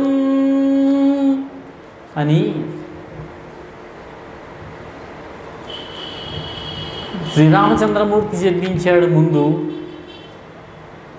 1 సంవత్సర కాలం తర్వాత చైత్రశుద్ధ నవమి, పునర్వసు నక్షత్రం, 4వ పాదం అన్నారు, కర్కాటక లగ్నం, శ్రీరామచంద్రుడి యొక్క జనన సమయం. 5 గ్రహములు ఉచ్ఛలో ఉన్నాయిట. నక్షత్రే దితి దైవత్వే గ్రహేషు కర్కటే లగ్నే స్వచ్ఛ సంస్థేషు 5 5 గ్రహములు సూర్యుడు, అంగారకుడు, గురుడు, శుక్రుడు, శని, ఈ 5 గ్రహములు కూడా ఉచ్చస్థానంలో ఉన్నాయి. అంటే క్రమంగా మేషరాశి, మకర రాశి, కర్కాటక రాశి, మీనరాశి, తులారాశుల్లో ఉన్నాయట. కర్కాటక రాశిలో గురువు చంద్రుడు కలిసి ఉన్నారట. గురుచంద్ర సంయోగం అన్నారు. బుధాదిత్యులు మేషంలో కలిసి ఉన్నారట. బుధాదిత్య యోగం అన్నారు. గ్రహములన్నీ ఉచ్చస్థితిలో ఉండగా ఉచ్చస్థితిలో ఉచ్చరాశులలో గ్రహములు ఉన్నట్టయితే పంచోచ్చయ లోకనాయక అన్నారు జ్యోతిష్శాస్త్రం ప్రకారం. అందుకే శ్రీరామచంద్రమూర్తి లోకనాయకుడిగా జగత్ప్రభువుగా వాసికెక్కాడు. జగన్నాథుడు అన్ని లోకముల వారి చేత నమస్కరించబడేటటువంటి వాడు, సర్వ శుభలక్షణ సంపన్నుడు, మహాభాగ్యశాలి, విష్ణువంశ సంభూతుడు, ఇక్ష్వాకు వంశ వర్ధనుడు అయినటువంటి శ్రీరాముని పుత్రిగా పొందింది కౌసల్యాదేవి. విళంబినామ సంవత్సరం ఉత్తరాయణంలో పుట్టడమే చాలా మంచిది. అందులో వసంత ఋతువుల్లో పరమశ్రేష్టం ప్రారంభ ఋతువు వసంత ఋతువు. మాసములలో మొదటి మాసం చైత్రమాసం. ఉత్తరాయణంలో పుట్టినట్లయితే నరః సదాచారపరః అత్యుదారః ధీరః సౌమ్యాయనః జాతజన్మ అన్నారు. సౌమ్యాయన జాతజన్మ అన్నారు జ్యోతిష్శాస్త్ర ప్రకారం. సదాచారపరుడవుతాట, ధీరుడవుతాట, అతిశ్రేష్ఠుడవుతాట. ఇది ఉత్తరాయణ ఫలం. వసంత ఋతువు పరమశ్రేష్టమైందన్నారు. అందులో చైత్రమాసం. సత్కర్మ విద్యా వినయోపపన్నో భోగీ నరస్యాత్ మధురాన్న భోక్త. సత్కర్మపరుడవుతాడు, విద్యావేత్త అవుతాడు, వినయోపపన్నుడవుతాడు. పునర్వసు నక్షత్రంలో జన్మించిన వాడు ఈయన. బహుమిత్ర సంపద కలవాడవుతాడు, దాత అవుతాడు, ప్రతాపవంతుడవుతాడు. పగటి కాలంలో జననం, మిట్ట మధ్యాహ్నం 12 గంటల ప్రాంతంలో జన్మిస్తే నెహ్రూ గారు అలా పుట్టారట 11:30 దాటిన తర్వాత. మహర్జాతకుడు అవుతాడన్నారు. తేజస్శాలి అవుతాడు. తండ్రి యశస్సుకు దీటైన వాడు అవుతాడు, బంధుపూజ్యుడు అవుతాడన్నారు. కర్కాటక లగ్నం బహువిశిష్టమైనదన్నారు. 5 గ్రహములు ఉచ్చస్థితిలో ఉన్నాయి. ఇంకేం కావాలి? అనేక యోగ్యతలకు కారణమైనది అని చెప్పారు. ఈ సమయంలో శ్రీరాముడి జననం జరిగింది. పలాశ సమిధ నిర్దగ్ధం. మోదుగు కర్ర సమిధలను దగ్ధం చేయడానికి పలాశ అయోధ్యానగరంలో పుట్టినటువంటి అగ్ని అట, దివ్యాగ్ని. పలా అశనం ఏషాంతే పలాశ అంటే రాక్షస. రాక్షస సంహారానికి వరేణ్యం భర్గ దివ్య తేజస్సు అయోధ్య అనే అరణమించి పుట్టినదట. ఆయనే శ్రీరామచంద్రమూర్తి. ఆ మరుసటి రోజునే పునర్వసిది. మరుసటి రోజునే పుష్యమి నక్షత్రం. కైకేయీదేవికి ఒక అబ్బాయి పుట్టాడు. 1.5 అంశం ఉన్నది కదా. ఆ తర్వాత రోజున ఆశ్లేష నక్షత్రం పక్క రోజు సుమిత్రాదేవికి లక్ష్మణ శత్రుఘ్నులు జన్మించారు. చైత్రశుద్ధ దశమి గడియలలో జన్మించారు వీళ్ళు. నవమి నాడు అష్టమి ఉపరినవమి అన్నారు. ఉదయానికి అష్టమున్నది, సాయంకాలానికి నవమి వచ్చింది. ఏమండి సూర్యోదయానికి అష్టముంది కదా, అష్టమి చెప్పాలి కదా అంటే కొన్ని సందర్భాలలో సావన తిథులు అన్నారా. ఆ సమయానికి ఉన్నటువంటి జనన సమయానికి ఉన్నటువంటి నక్షత్రాన్ని పుట్టిన సమయానికి వచ్చిన నక్షత్రమే చెప్పాలన్నారు జ్యోతిష్శాస్త్రం. ఇదంతా కూడా దశమి ఘడియల్లో పుట్టాడు లక్ష్మణ శత్రుఘ్నులు. మనం రామలక్ష్మణులు భరత శత్రుఘ్నులు అని చెబుతాం. రామ లక్ష్మణ భరత శత్రుఘ్నులు అంటాం. దీన్ని బట్టి లక్ష్మణుడు పెద్దవాడా అనిపిస్తుంది. కాదు, భరతుడే ఒక రోజు పెద్ద. రాముడు తర్వాత పుట్టినవాడు భరతుడు, తర్వాత లక్ష్మణ శత్రుఘ్నులు. కొన్ని ఘడియల తేడాలో కవల పిల్లలు కనుక. ఇది ఆ పాయస ప్రధానం ఉన్నదే. కౌసల్యాదేవి తనకు లభించినటువంటి 5 వేషములలో 1.5 వేషములు సుమిత్రకిచ్చింది కాబట్టి దాని ఫలితంగా లక్ష్మణుడు, అందుకే రాముడు లక్ష్మణుడు ఒకళ్ళనొకడు విడిచిపెట్టకుండా రాముడి వెంటే లక్ష్మణుడు ఉంటాడు. భరతుడి వెంటే శత్రుఘ్నుడు ఉంటాడు. తర్వాత నామకరణం జరిగింది. వశిష్ఠ మహర్షి వారు నామకరణం చేశారు. రామ, లక్ష్మణ, భరత, శత్రుఘ్న. రామ సత్యపరాక్రమ, సత్యపరాక్రముడు అన్నారు ఆయన్ని. భరత భక్తిభరిత, భరతుడు భక్తిభరితుడట. రాముడి యందు విశేషమైనటువంటి భ్రాతృభక్తి కలిగినటువంటి వాడు భరతుడు. భరతుడి భక్తి సామాన్యమైనటువంటి భక్తి కాదది, భక్తిభావం కలిగిన వాడు. శ్రీరాముడు 14 సంవత్సరములు అరణ్యానికి వెళితే రాజ్యభారాన్ని వహించినవాడు కూడా భరతుడే. లక్ష్మణ శుభలక్షణ, శుభలక్షణములు కలిగిన వాడు లక్ష్మణుడు. శత్రుఘ్న నిత్యశత్రుఘ్న, నిత్యము శత్రువులను జయించేవాట శత్రుఘ్నుడు. అందుచేత శత్రుఘ్నుడు అని పేరు పెట్టారు. నామకరణమైనది. శ్రియ కమలవాసిన్యా రమణోయం యథా హరి తస్మాత్ శ్రీరామ ఇత్యస్య నామసిద్ధం పురాతనం సహస్రనామ సదృశం స్మరణాత్ ముక్తిదం నృణాం. లక్ష్మి రమించే స్థానం కాబట్టి శ్రీరామ అని నామం పెట్టారట ఆయనకి. ఇది సహస్ర విష్ణునామాలతో సమానమైనటువంటిదట శ్రీరామనామం. శ్రీరామ రామ రామేతి రమే రామే మనోరమే సహస్రనామ తత్తుల్యం రామనామం. పరమేశ్వరుడు చెప్పినటువంటి మాట అమ్మవారికి. శ్రీరామనామాన్ని కనుక 3 సార్లు చదివినట్లయితే సహస్రనామాలతో సమానమట. స్మరించుడి చేతనే ముక్తి కల్పించేదట. 3 సార్లు ఎందుకు చెప్పాలన్నారు? దీనికో పండితుడు చెప్పారు. రామాలో రా అంటే యారా లావా ఎవర్గులో 2వ అక్షరం. ఇది కూడా ఈ లెక్కలు కూడా చెబుతారు మనకి పురాణాల్లో. మా అంటే పాప బాభా మా పవర్గులో 5వ అక్షరం. ఈ రెండింటినీ గుణించమన్నారు. ఈ 2ని 5ని 10 అయింది. 3 సార్లు చెప్పమన్నారు కనుక to the power of 3 వేయమన్నారు. 10 to the power of 3, 10 into 10 into 10, అందుచేత 1000 అయింది. కాబట్టి రామ అంటే సహస్రనామాలు చెప్పిన ఫలితం అన్నారు. శ్రీరామానమన్నారు. మనం రామకోటి రాసినా కూడా శ్రీరామ అనే రాస్తాం. రామ రామ రాస్తే ఫలితం లేదన్నారు. ఎక్కడైనా కూడా స్త్రీతో కలిసే రాముడు ఉంటాడు. రాముడికి పెళ్ళయ్యే వరకు ఓటు హక్కు లేని మనిషే. వివాహం అయిన దగ్గర నుంచే ఆయన యొక్క పరాక్రమం మొదలైంది, ప్రతాపం మొదలైంది. రాక్షస సంహారం ప్రారంభిస్తాడిక. సీతతో కూడినటువంటి రాముడు అమిత తేజస్శాలి, అమిత పరాక్రమశాలి, మహానుభావుడు ఆయన. ఈ శ్రీ సాహిత్యతానేమో ఒక్క రామనామానికే ఉన్నదన్నారు. అందుకే రామదాస్ గారు కూడా అంటారు, శ్రీ అన్న సీతగా పరగు. శ్రీ అంటే సీత అన్నారు. మనం పరమేశ్వరాలయానికి వెళతాం, ఎక్కడా కూడా పరమేశ్వరుడు లింగాకారమే ఉంటుంది. విగ్రహం ఉన్నా కూడా అమ్మవారు పక్కన ఉండదు, వేరే గదిలో పెడతారు. అదే మూల విరాటు దగ్గర అమ్మవారు కనిపించదు. రాముడు చూడండి, ఎక్కడా కూడా సీతాదేవికి వేరే మందిరం ఉండదు, వేరే గది ఉండదు. రాముడు సీత ఒకే పీఠం మీద ఉంటారు, వీలైతే హనుమంతుడు లక్ష్మణుడితో సహా. భద్రాచలంలో అయితే వామాంకస్థిత జానకి, గుడిలోనే ఎడమ తొడపై కూర్చుని ఉంటుంది ఆ అమ్మవారు. ఇది శ్రీ సాహిత్యతానేమో శ్రీరామచంద్రమూర్తికే వాళ్ళిద్దరికీ మధ్య ఉన్నటువంటి అనుబంధం, అవినాభావ సంబంధం.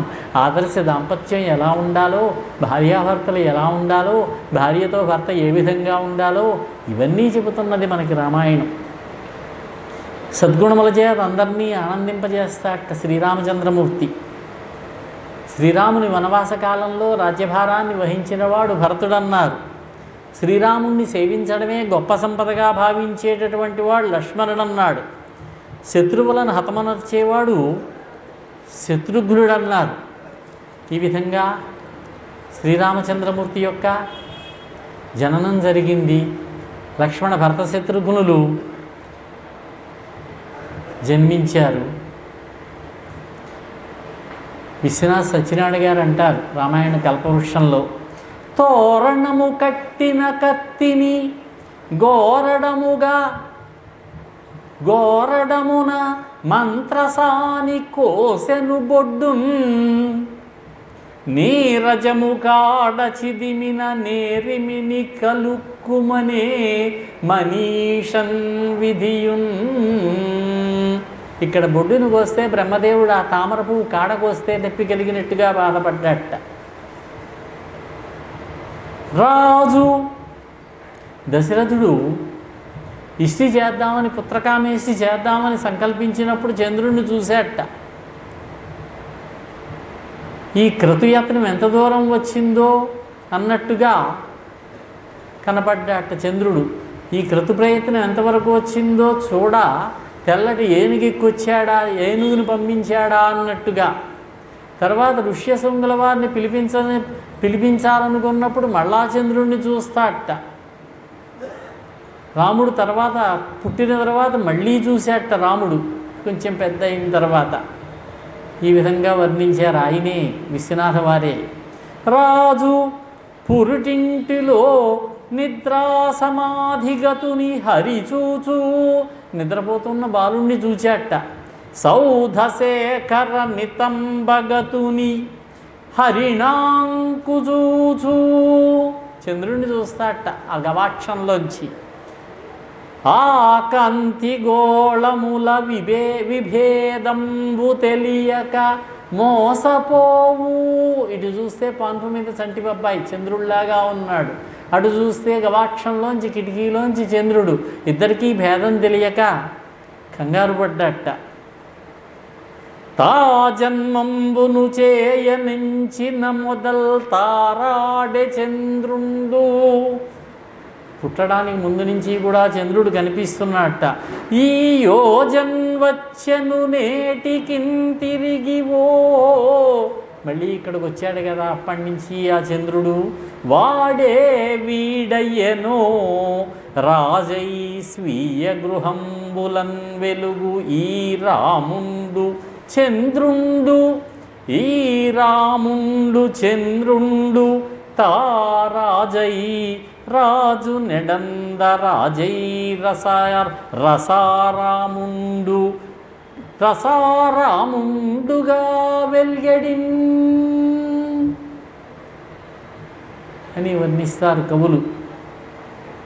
ఎవరైనా పురుషులు ఎత్తుకుంటే వాళ్ళ మూర్ధాలను చూస్తాట ముఖాలకేసి రాముడు, చేతులు నొత్తి చూస్తాట, చేతులు తడిమి చూస్తాడు. ఎందుచేతనంటే రావణుడా వచ్చినవాడు అని. లక్ష్మణ్ని ఎవరైనా ఎత్తుకుంటే ముక్కులు చెవులు తడిమి చూస్తాడు, ఎందుకంటే భవిష్యత్తులో ముక్కు చెవులు కోసాడు శూర్పణఖకి. రావణ సంహారం, తాటకా సంహారం, శూర్పణఖా పరాభవం ఈ పసిపాపల యొక్క చేష్టల్లో ఆ రోజుల్లోనే కనిపించాయంటారు కవులు. దీనికి రాసినటువంటి పద్యం, రామచంద్రుడు సర్వమూర్ధంబు చేతిలొత్తి చూచును పురుషులెత్తికొనిన, పురుషులు ఎవరైనా ఎత్తుకుంటే వాళ్ళ ముఖాలకేసి చూస్తాడు, చేతులు తడుగుతాడు. లక్ష్మణుండు ముక్కు చెవులు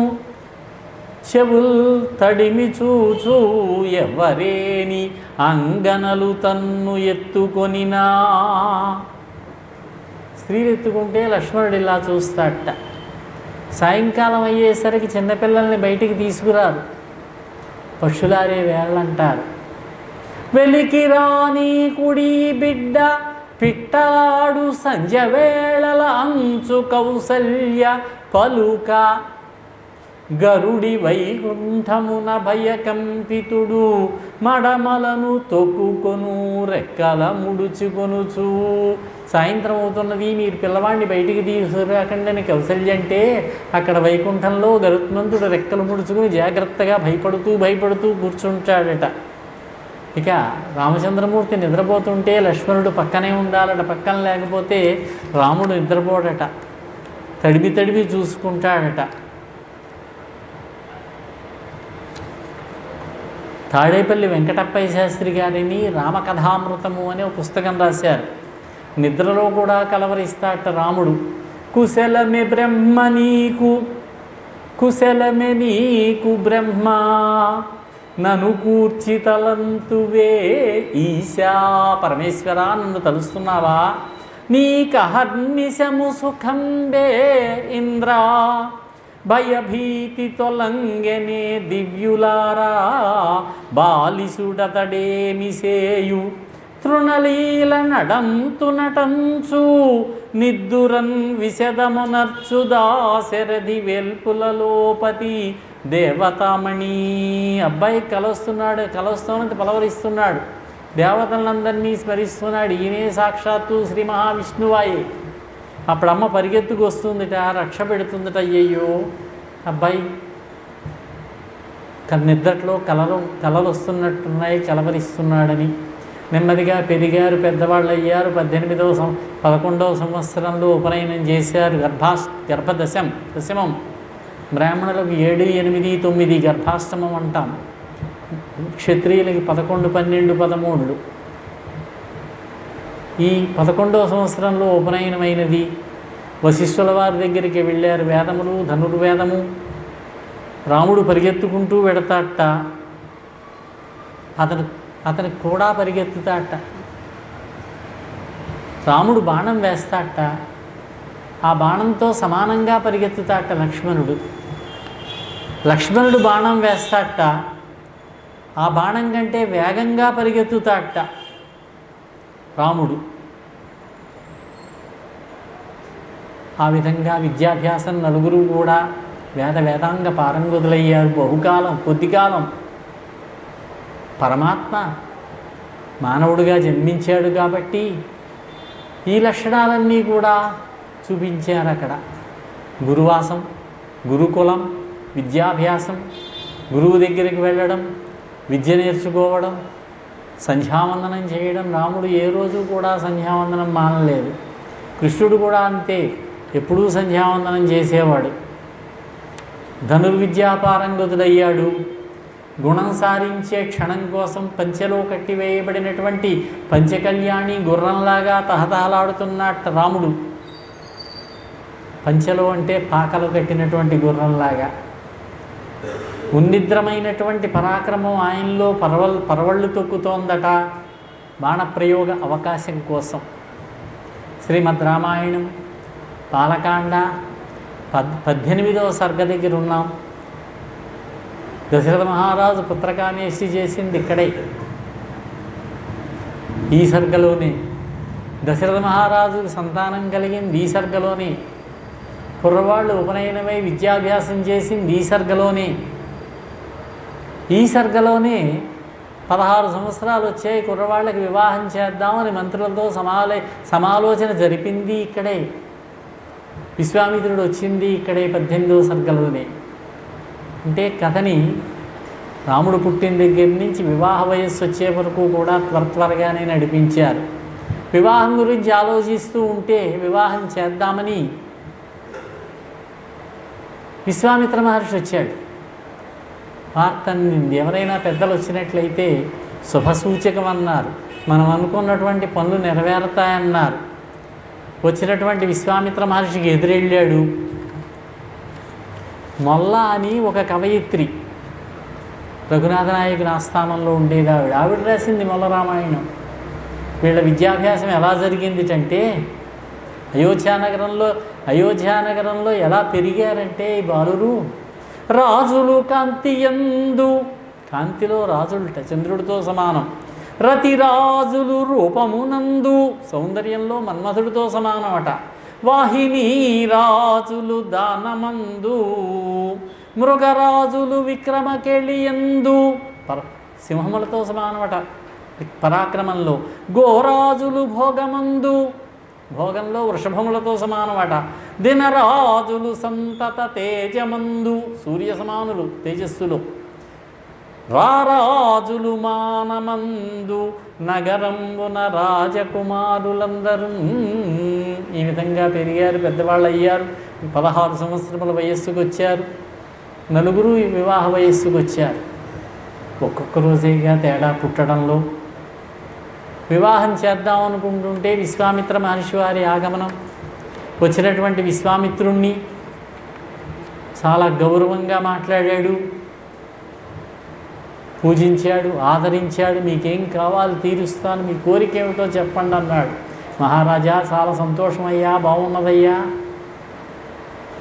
ఈయన సూర్యవంశపు క్షత్రియ రాజులకు పలకదగిన రీతిలో పలికావు నువ్వు. ఏం కావాలో కోరుకోండి అన్నావు కదా, నాదో చిన్న కోరిక ఉందయ్యా. నేను ఒక చిన్న యజ్ఞం చేస్తున్నాను.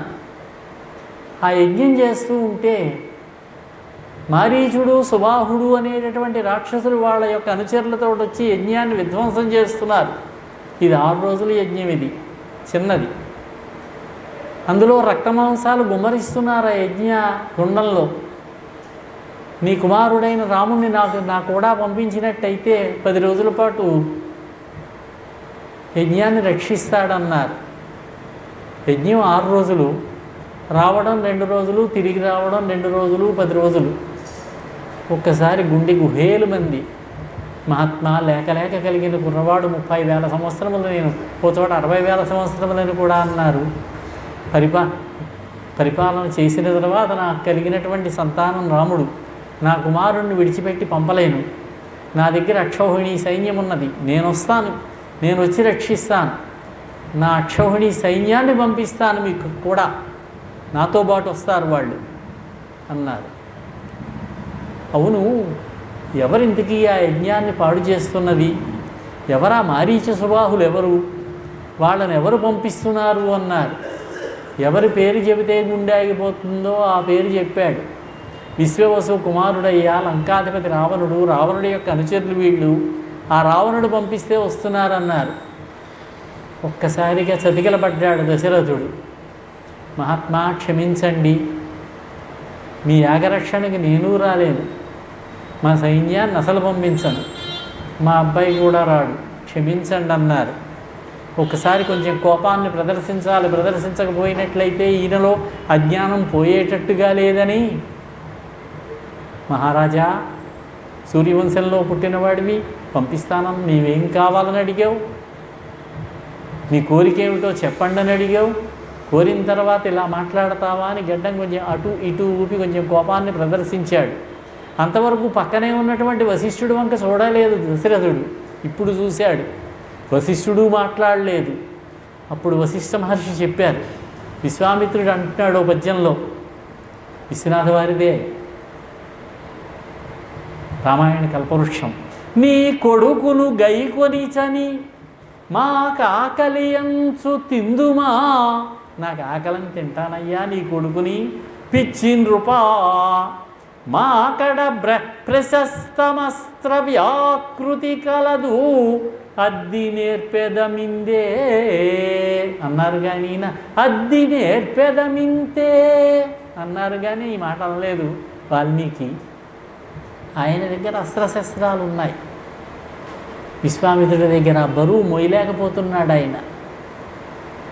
వశిష్ఠుడు చెప్పాడు, విశ్వామిత్రుడి పరాక్రమ ప్రతాపం నీకు తెలియదయ్యా, అస్త్రశస్త్రాలు ఉన్నాయా ఆయన దగ్గర, అతన్ని పంపించినట్లయితే నీ కుమారుడికి మేలు జరుగుతుంది అని చెప్పి పంపిస్తే ఇంత తప్పక కుర్రవాళ్ళకి దిష్టి తీసి పంపించమని కబురు చేస్తే అంతఃపురం నుంచి రాముడితో పాటు లక్ష్మణుడు, రాముడు ఎక్కడుంటే లక్ష్మణుడు అక్కడ ఉంటాడు. లక్ష్మణుడు కూడా వచ్చాడు, ఇద్దరినీ పంపించారు. ప్రయాణం చేసుకుంటూ వెళ్ళారు. సరయూ నదీ తీరంలో 2 మైళ్ళు. రామచంద్ర ఆచమనం చెయ్యి, నీకు 2 విద్యలు నేర్పుతాను, బల అతి బల. ఈ విద్యల వల్ల ఆకలి దప్పులు ఉండవు, నిద్రాహారాలు ఉండవు, ఆకలి ఉండదు, నిద్ర ఉండదు, ఆహారం అక్కర్లేదు అని చెప్పి ఆ విద్యలు నేర్పాడు. తేజస్సు పెరుగుతుంది, విజయం సాధిస్తావు. సరయూ నది దాటిన తర్వాత ఒక అరణ్యంలో ప్రయాణం చేసుకుంటూ వెళ్ళారు. ఈ అరణ్యం ఏమిటి అంటే, పూర్వం ఇక్కడ పరమేశ్వరుడు తపస్సు చేశాడు. మన్మథుడు వచ్చి తపస్సును పాడు చేయకపోతే భస్మం చేశాడు మన్మథుడు. పరమేశ్వరుణ్ణి పూజించే ఋషులు ఇప్పటికి కూడా ఉన్నారు. అని అక్కడి నుంచి బయలుదేరి మళ్ళీ కొంత దూరం వెళ్ళారు. అక్కడ ఉన్నటువంటి మునులు ఆ రాత్రికి ఆయనకి గౌరవించి ఆ రాత్రికి ఉండమని కోరితే ఉండి మర్నాడు గంగానదిని సరయూ నదిని అప్పుడు దాటారు. దాటిన తర్వాత ఘోరారణ్యం, కరద మలద కరూస ఈ 2 దేశాలు ఉండేవి అక్కడ. ఈ 2 దేశాలు కూడా సస్యశ్యామలంగా ఉండేవి. తాటక అని ఒక రాక్షసి ఇక్కడ ఉన్నటువంటి జనావాసాలన్నింటినీ నాశనం చేసి మునీశ్వరులను వధించి పారద్రోలి అరణ్యం అయిపోయింది ఇది. ఈ అరణ్యంలో ఆ రాక్షసి, ఆమె కుమారుడు సుబాహుడు మొదలైన వాళ్ళు ఉన్నారన్నాడు. ఇంతలో తాటక రాణి వచ్చింది. రామచంద్ర, ఈ తాటకను వధించు, ప్రజలను వధిస్తున్నటువంటి రాక్షసీవిడన్నాడు. కొంచెం ముందు వెనకలయ్యాడు. తటపడాయించుకు రామచంద్ర, దుష్ట రాక్షస సంహారం చేయడమే రాజుల యొక్క కర్తవ్యం. దశరథుడు కుమారుణ్ణి పంపిస్తూ ఓ మాట చెప్పాడు. నాయనా, గురువుగారు చెప్పిన మాట ఏ పని చెప్పినా చెయ్యి అన్నాడు. ఇక్కడ ఈయన గురువుగారు ఇచ్చినటువంటి ఆజ్ఞ తాటకా సంహారం చేయమని, తండ్రి గారు ఇచ్చినటువంటి ఆజ్ఞ గురువుగారు ఏం చెప్పినా చేయమని, దాంతో బాణప్రయోగం చేసి తాటకని సంహరించాడు. నెమ్మదిగా ప్రయాణం చేసి కొంత దూరం వెళ్ళిన తర్వాత మహాత్మా, ఈ ఆశ్రమం ఎవరిది అంటే ఇది సిద్ధాశ్రమం. ఈ మధ్యలోనే ఓ చోట మళ్ళీ ఆయన దగ్గర ఉన్నటువంటి సమస్త శస్త్ర అస్త్రములు కూడా ఇచ్చాడు విశ్వామిత్ర మహర్షి. రాముడికి అస్త్రశస్త్ర ప్రయోగ ఉపసంహారాలన్నీ కూడా నేర్పాడు. ఈయనకెల్లా వచ్చాయి విశ్వామిత్రుడికి. విశ్వామిత్రుడు గాధి అని మహారాజు గారు అబ్బాయి, కన్యాకుబ్జం రాజధాని. తండ్రి తర్వాత రాజ్యాన్ని పరిపాలించాడు కొంతకాలం. ఒకసారి వేటకు వెళ్ళి వశిష్ఠాశ్రమానికి వెళితే వచ్చినటువంటి విశ్వామిత్రుణ్ణి, అతని సైన్యాన్ని చూసి గౌరవించాడు, రాజుని పూజించాడు. మహారాజా, ఈ రోజుకి ఇక్కడ ఉండండి అన్నాడు. నా దగ్గర చాలామంది సైన్యం ఉన్నారు మహర్షి, వీళ్ళందరికీ భోజనం ఎలా కుదురుతుంది అంటే నేను ఏర్పాటు చేస్తాను, నాకు అవకాశం ఉన్నదని. ఆయన దగ్గర ఒక గోవు ఉన్నది, సురభు. ఆ గోవు యొక్క సహకారంతో పంచభక్ష పరమాన్నాలన్నీ వచ్చేస్తే సంతృప్తిగా భోజనాలు పెట్టాడు. మహారాజ భవనంలో కూడా ఇంత మంచి భోజనాలు లభించవు, ఈయనకెల్లా వచ్చాయి. అడవిలో ఉండేటటువంటి ఋషికి, కందమూలములు తిని బతికే వాళ్ళకి తెలుసుకోండి అంటే సైనికులు వచ్చి చెప్పారు, ఈయన దగ్గర గోవు ఉన్నదండి, ఈ గోవు వల్ల వచ్చాయని. ఆ గోవును నాకు మహర్షి అన్నాడు. నా హవ్యకవ్యాలన్నీ ఈ గోవు వల్లనే జరుగుతాయి, నా యొక్క యజ్ఞయాగాదులు ఈ గోవు వల్లనే జరుగుతాయి, ఇవ్వలేనన్నాడు ఆయన. ఇవ్వలేనంటే బలవంతంగానైనా తీసుకెడతానన్నాడు. నీ ఇష్టం అన్నాడు. తీసుకెడితే తీసుకెళ్ళన్నాడు. 4 మనుషులను పురమాయించారు, లాక్కొచ్చారు. ఆ గోవు అడిగింది, మహాత్మా, నన్ను ఎందుకు పంపిస్తున్నావు? ఈ మహారాజుతో నేను ఈ ప్రశాంత వాతావరణంలో ఉన్నాను, నీ రక్షణలో ఉన్నది. నాకు పంపాలని లేదు తల్లి, నిన్ను రక్షించుకునే ప్రయత్నం చేయలేకపోతున్నాను అన్నాడు. అప్పుడు నన్ను నేను కాపాడుకోనా అన్నది. సరే కానీ అన్నాడు. వెంటనే ఆ గోవు యొక్క శరీర రోమకోపాల నుంచి అనేక మంది యవనులు, ప్లహలవులు మొదలైన సైనికులంతా వచ్చారు. ఒక్క విశ్వామిత్రుడు తప్ప అందరినీ చంపేశారు. విశ్వామిత్రుడు ఏమీ తోచక రాజ్యానికి వెళ్ళాడు. కుమారుడికి రాజ్యం అప్పచెప్పి పరమేశ్వరుడు కోసం తపస్సు చేశాడు. పరమేశ్వరుడు ప్రత్యక్షమై ఏం కావాలో కోరుకో అన్నాడు. ఏ మోక్షమో అడగచ్చుగా, అడగలేదు.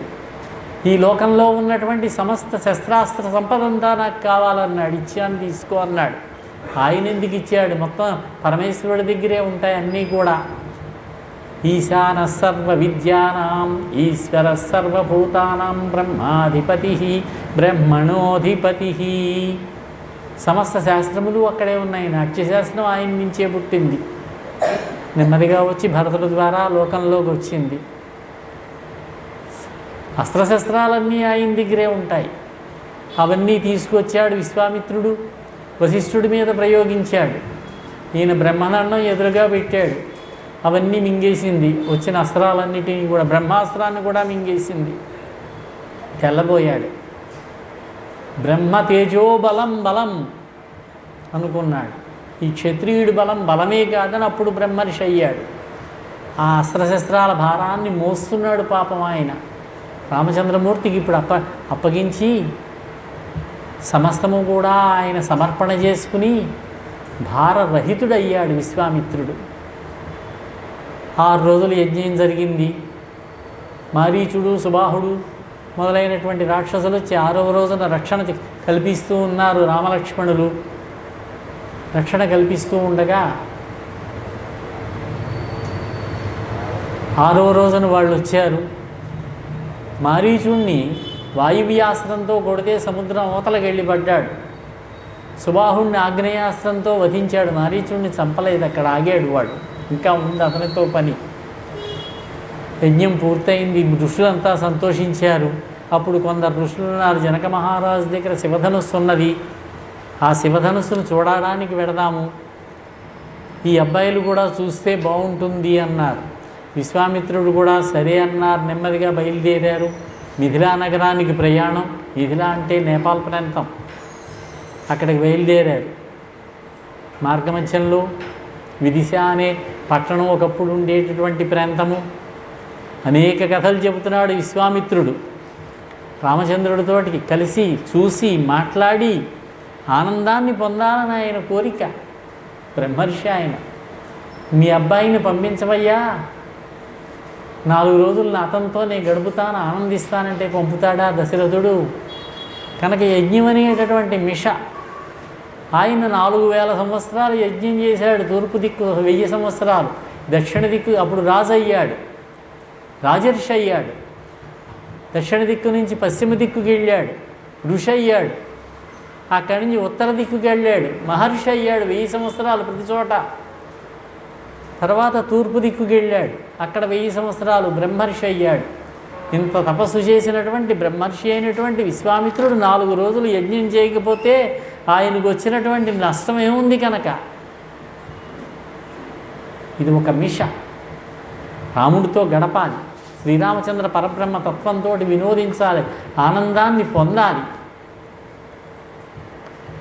18వ సర్గలో ప్రవేశించినటువంటి విశ్వామిత్రుణ్ణి సీతా కళ్యాణం అయ్యే వరకు 72వ సర్గ దాకా కూడా తీసుకెళ్ళాడు. అంటే సుమారుగా 54 సర్గల పాటు విశ్వామిత్రుడి చరిత్ర ఉంది. తన గురించి ఒక మాట కూడా చెప్పుకోని వాల్మీకి విశ్వామిత్రుడికి ఇంత ప్రాధాన్యం ఇచ్చి ఇన్ని సర్గల్లో ఆయన వృత్తాంతమంతా కూడా చెప్పాడు.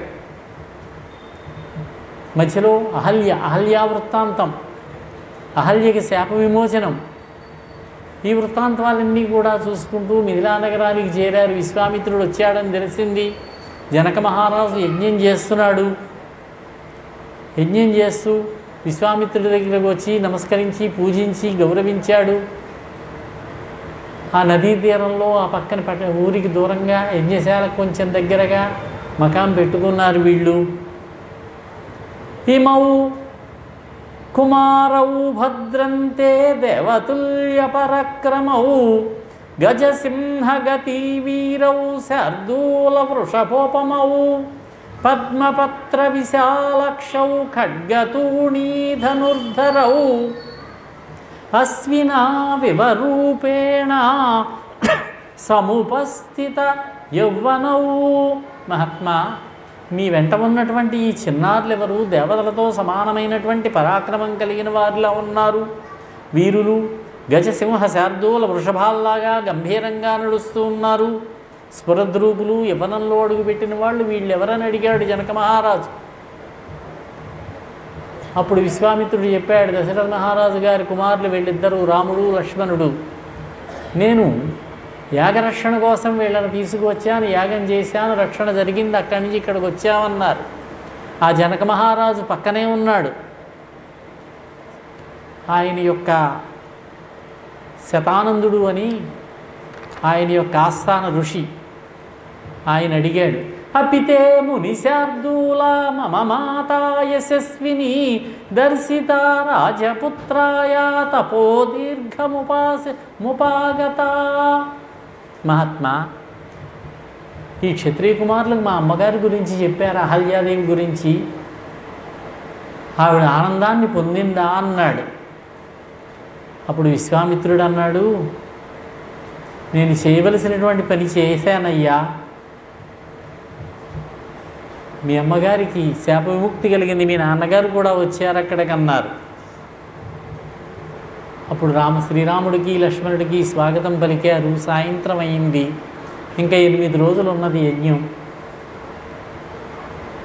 ఆ సాయంత్రం యజ్ఞ కార్యక్రమానికి జనక మహారాజు వెళ్ళాడు. విశ్వామిత్రుడు పర్ణశాలకు వెళ్ళాడు. మరుసటి రోజున మళ్ళీ వచ్చాడు. ఇక్కడనే శతానందుడు విశ్వామిత్రుడు వృత్తాంతమంతా కూడా చెప్పాడు. విశ్వామిత్రుడు చేసినటువంటి తపస్సు, మనం చెప్పుకున్నటువంటి తూర్పు దిక్కుకి తపస్సు, పశ్చిమ దిక్కు, దక్షిణ దిక్కు, అన్ని దిక్కుల్లో బ్రహ్మర్షి అయినటువంటి విధానము. మరుసటి రోజున విశ్వామిత్రుడు వచ్చి, రాజా జనక, నీ దగ్గర ఉన్నటువంటి శివధనుస్సును తెప్పించవలసినది, చూస్తారు వీళ్ళన్నాడు. పుత్రౌ దశరథస్యేమౌ క్షత్రియౌ లోక విశ్రుతౌ. మహారాజా, వీళ్ళు దశరథ మహారాజు గారి కుమారులు, జగత్ప్రసిద్ధులైనటువంటి క్షత్రియ వీరులు. నీ దగ్గర ఉన్నటువంటి శ్రేష్టమైనటువంటి శివధనుస్సును చూడగోరుతున్నారు వీళ్ళు. నీకు శుభమోగాక శాపమును తెప్పించు అన్నాడు. రాజకుమారులు దాన్ని దర్శిస్తారు, తమ ముచ్చట తీర్చుకుని వెడతారు అన్నాడు విశ్వామిత్రుడు. 5,000 మంది వస్తాదులైనటువంటి వీరులు, యోధులు, 8 చక్రములు ఉన్నటువంటి బండి మీద పెట్టినటువంటి ఆ శివధనుస్సును లాక్కుని వచ్చారు. శివధనుస్సు పెట్టిలో ఉన్నది.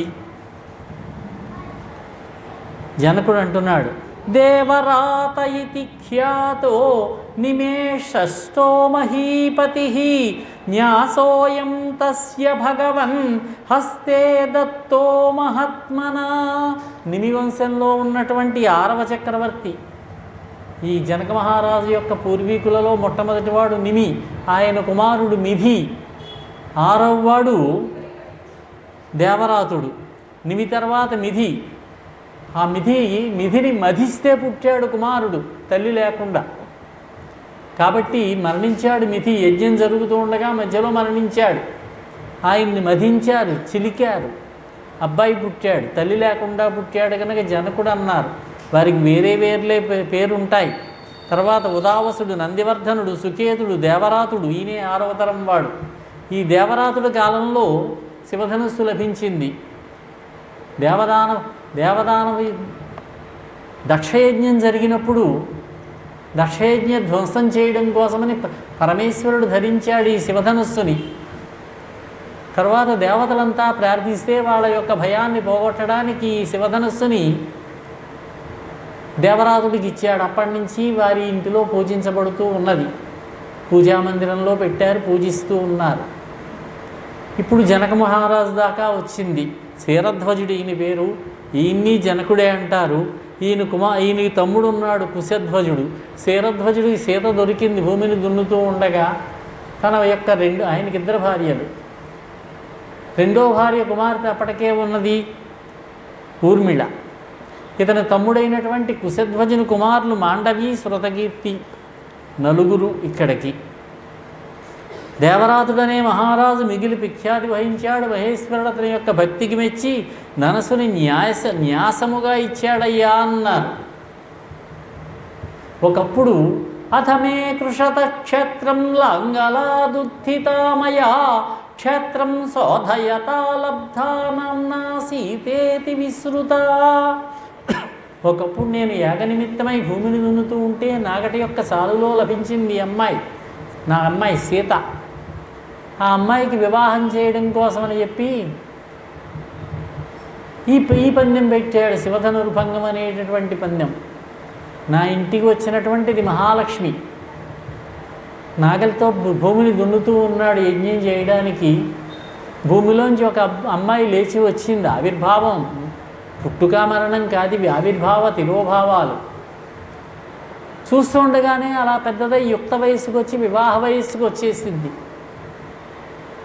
అప్పటి నుంచి కూడా వివాహ ప్రయత్నం చేస్తూ ఉన్నాడు. 6 సంవత్సరాలు అయింది ఇప్పటికీ. కనుక అమ్మాయి వయస్సు 6 సంవత్సరాలు అన్నారు వివాహానికి. పుట్టినప్పుడే యుక్త వయస్సులో ఉన్నది ఆవిడ. మొదటి భార్యకి పిల్లలు లేరు. 2వ భార్యకు ఒక అమ్మాయి అన్నది ఊర్మిళ. అందుచేత పెద్ద భార్యను పెంచుకుందుకోసమని చెప్పి పెద్ద భార్యకి ఇచ్చాడు. సునయన అని ఆవిడ పేరు. సీతాదేవి అక్కడ ఉన్నది. 6 సంవత్సరాలుగా దేశాల రాజులు వస్తూ ఉన్నారు. మనం జాగ్రత్తగా చూసుకోవాలి. వాల్మీకి మహర్షి ఏం చెప్పారో చూడాలి. 6 సంవత్సరాలుగా రాజులు వస్తూ ఉన్నారు, ప్రయత్నం చేస్తూ ఉన్నారు, శివధనుస్సుని ఎత్తలేకపోతూ ఉన్నారు. ఇదేమిటి లోకమంతా గొడ్డుపోయినట్టుగా ఉన్నదే, పరాక్రమవంతులే లేరా అని ఆశ్చర్యపోయాడు జనక మహారాజు. ఇది ఒక్కసారిగా పెట్టినటువంటి స్వయంవరం అనిపించటం లేదు. అప్పుడప్పుడు రాజులు వస్తూ ఉన్నారు. 6 సంవత్సరాలుగా జరుగుతూనే ఉన్నది. ఇది రామాయణం యొక్క స్వరూపం. అయితే రకరకాల రామాయణాలు. ఇప్పుడు రాముడు వచ్చాడు. ఈ శివధనుస్సును ఎందుకు పందెం పెట్టాడు? భక్తిగా పూజ చేసినటువంటి తన పూర్వీకుడికి ఇచ్చినటువంటి ధనుస్సుని శుల్కంగా పెట్టవచ్చునా? ఏదైనా ఒక అందమైనటువంటి అబ్బాయిని, సంపదలు ఉన్నటువంటి అబ్బాయిని, విద్యావంతుడైనటువంటి అబ్బాయిని చూసి వివాహం చేస్తారు. కానీ ఈ ధనస్సుని ఎత్తినటువంటి వాడికి ఇచ్చి పిల్లనిచ్చి పెళ్లి చేస్తానండం ఏమిటి? ఇది ఎంతవరకు సబబుగా ఉన్నది అని ఆలోచిస్తే జనక మహారాజు ఆలోచించాడు. ఈ వచ్చినటువంటి అమ్మాయి లోకేశ్వరి, మహాతల్లి, మహాలక్ష్మి స్వరూపిణి ఆవిడ. ఈవిడిని వివాహం చేసుకుందుకు వస్తే పరమేశ్వరుడు రావాలి, లేకపోయినట్లయితే విష్ణుమూర్తి రావాలి. శివ విష్ణు అభేదం కాబట్టి అధలోకేశ్వరీ లక్ష్మీ జనకస్య పురే స్వతః శుభక్షేత్రే హలోత్ఖాతే తారే చ ఉత్తర ఫల్గుణీ. లోకేశ్వరి అనేటువంటి మహాలక్ష్మి మిథిలా నక్షత్రంలో ఉత్తర ఫల్గుణీ నక్షత్రంలో శతసూర్యకాంతి కలిగి నాగటిసాలులో లభించింది ఆ తల్లి అమ్మవారు. ఈవిడ అమ్మవారు కాబట్టి ఈవిడిని వివాహం చేసుకుంది. పరమాత్మే రావాలని చెప్పి ఆయన ఎలా రావాలి కాబట్టి పందెం పెట్టాడు. అది శివధనుస్సు. శివధనుస్సులు ఎత్తితే చాలు, విరక్కొట్టక్కర్లేదు. అందులో పందెంలో అది లేదు. రాముడు ఎత్తాడు, ఎక్కుపెట్టాడు, విరిగిపోయింది, పాతది కాబట్టి. ఇక వస్తున్నారు, వెడుతున్నారు. అంతా కూడా ఇటువంటి భయంకరమైనటువంటి పందెం పెట్టాడు, అసాధ్యమైనటువంటి పందెం పెట్టాడని చెప్పి మిథిలానగరం మీద దండయాత్రకు వచ్చారట రాజులంతా కలిసి. 1 ఏడాది పాటు ముట్టడించారు. కోటలో ఉన్నటువంటి ఆహార పదార్థాలు, భోజన పదార్థాలు, ఆయుధాలు తగ్గిపోయాయి.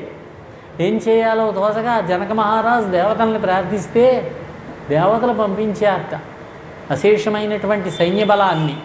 రాజులంతా ఓడిపోయారు, వెళ్ళిపోయారు. ఇవి శివధనుస్సు యొక్క వృత్తాంతం. ఈ పందెం పెట్టడానికి ఇంకో కారణం ఉందని చెబుతారు.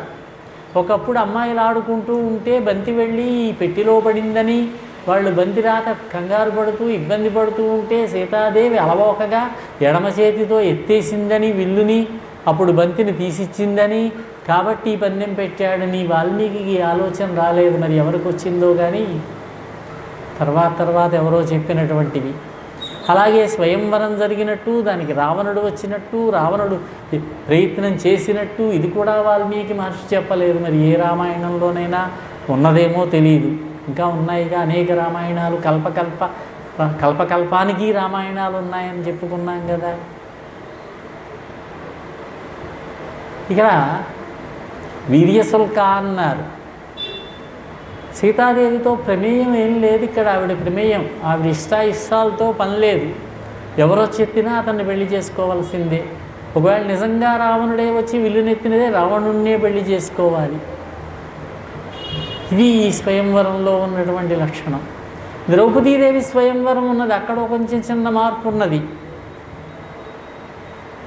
అన్నగారైనటువంటి దుష్టజ్యుమ్నుడు ప్రకటన చేశాడు, రాజపుత్రులారా ఇయం ధనుః, ఇది ధనుస్సు, ఇవిగో 5 బాణాలు, పంచసాయకై, ఈ 5 బాణాలని ఒకేసారి ప్రయోగించాలి.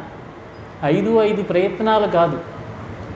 లక్ష్యం అదిగో, చేపను పోలినటువంటి ఒక యంత్రం, అది చేప కాదు, దాన్ని ఛేదించాలి.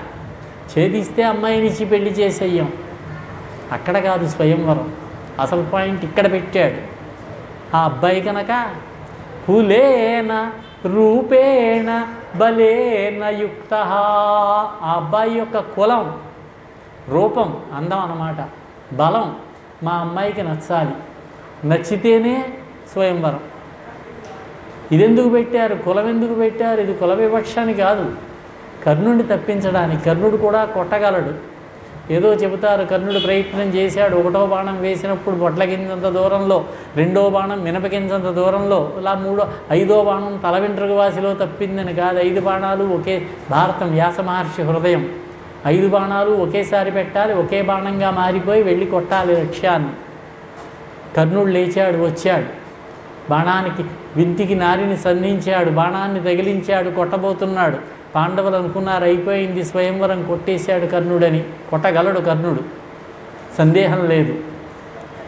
నేను సూతపుత్రుడిని వివాహం చేసుకోను అన్నది తెరసాటునున్నటువంటి ద్రౌపది.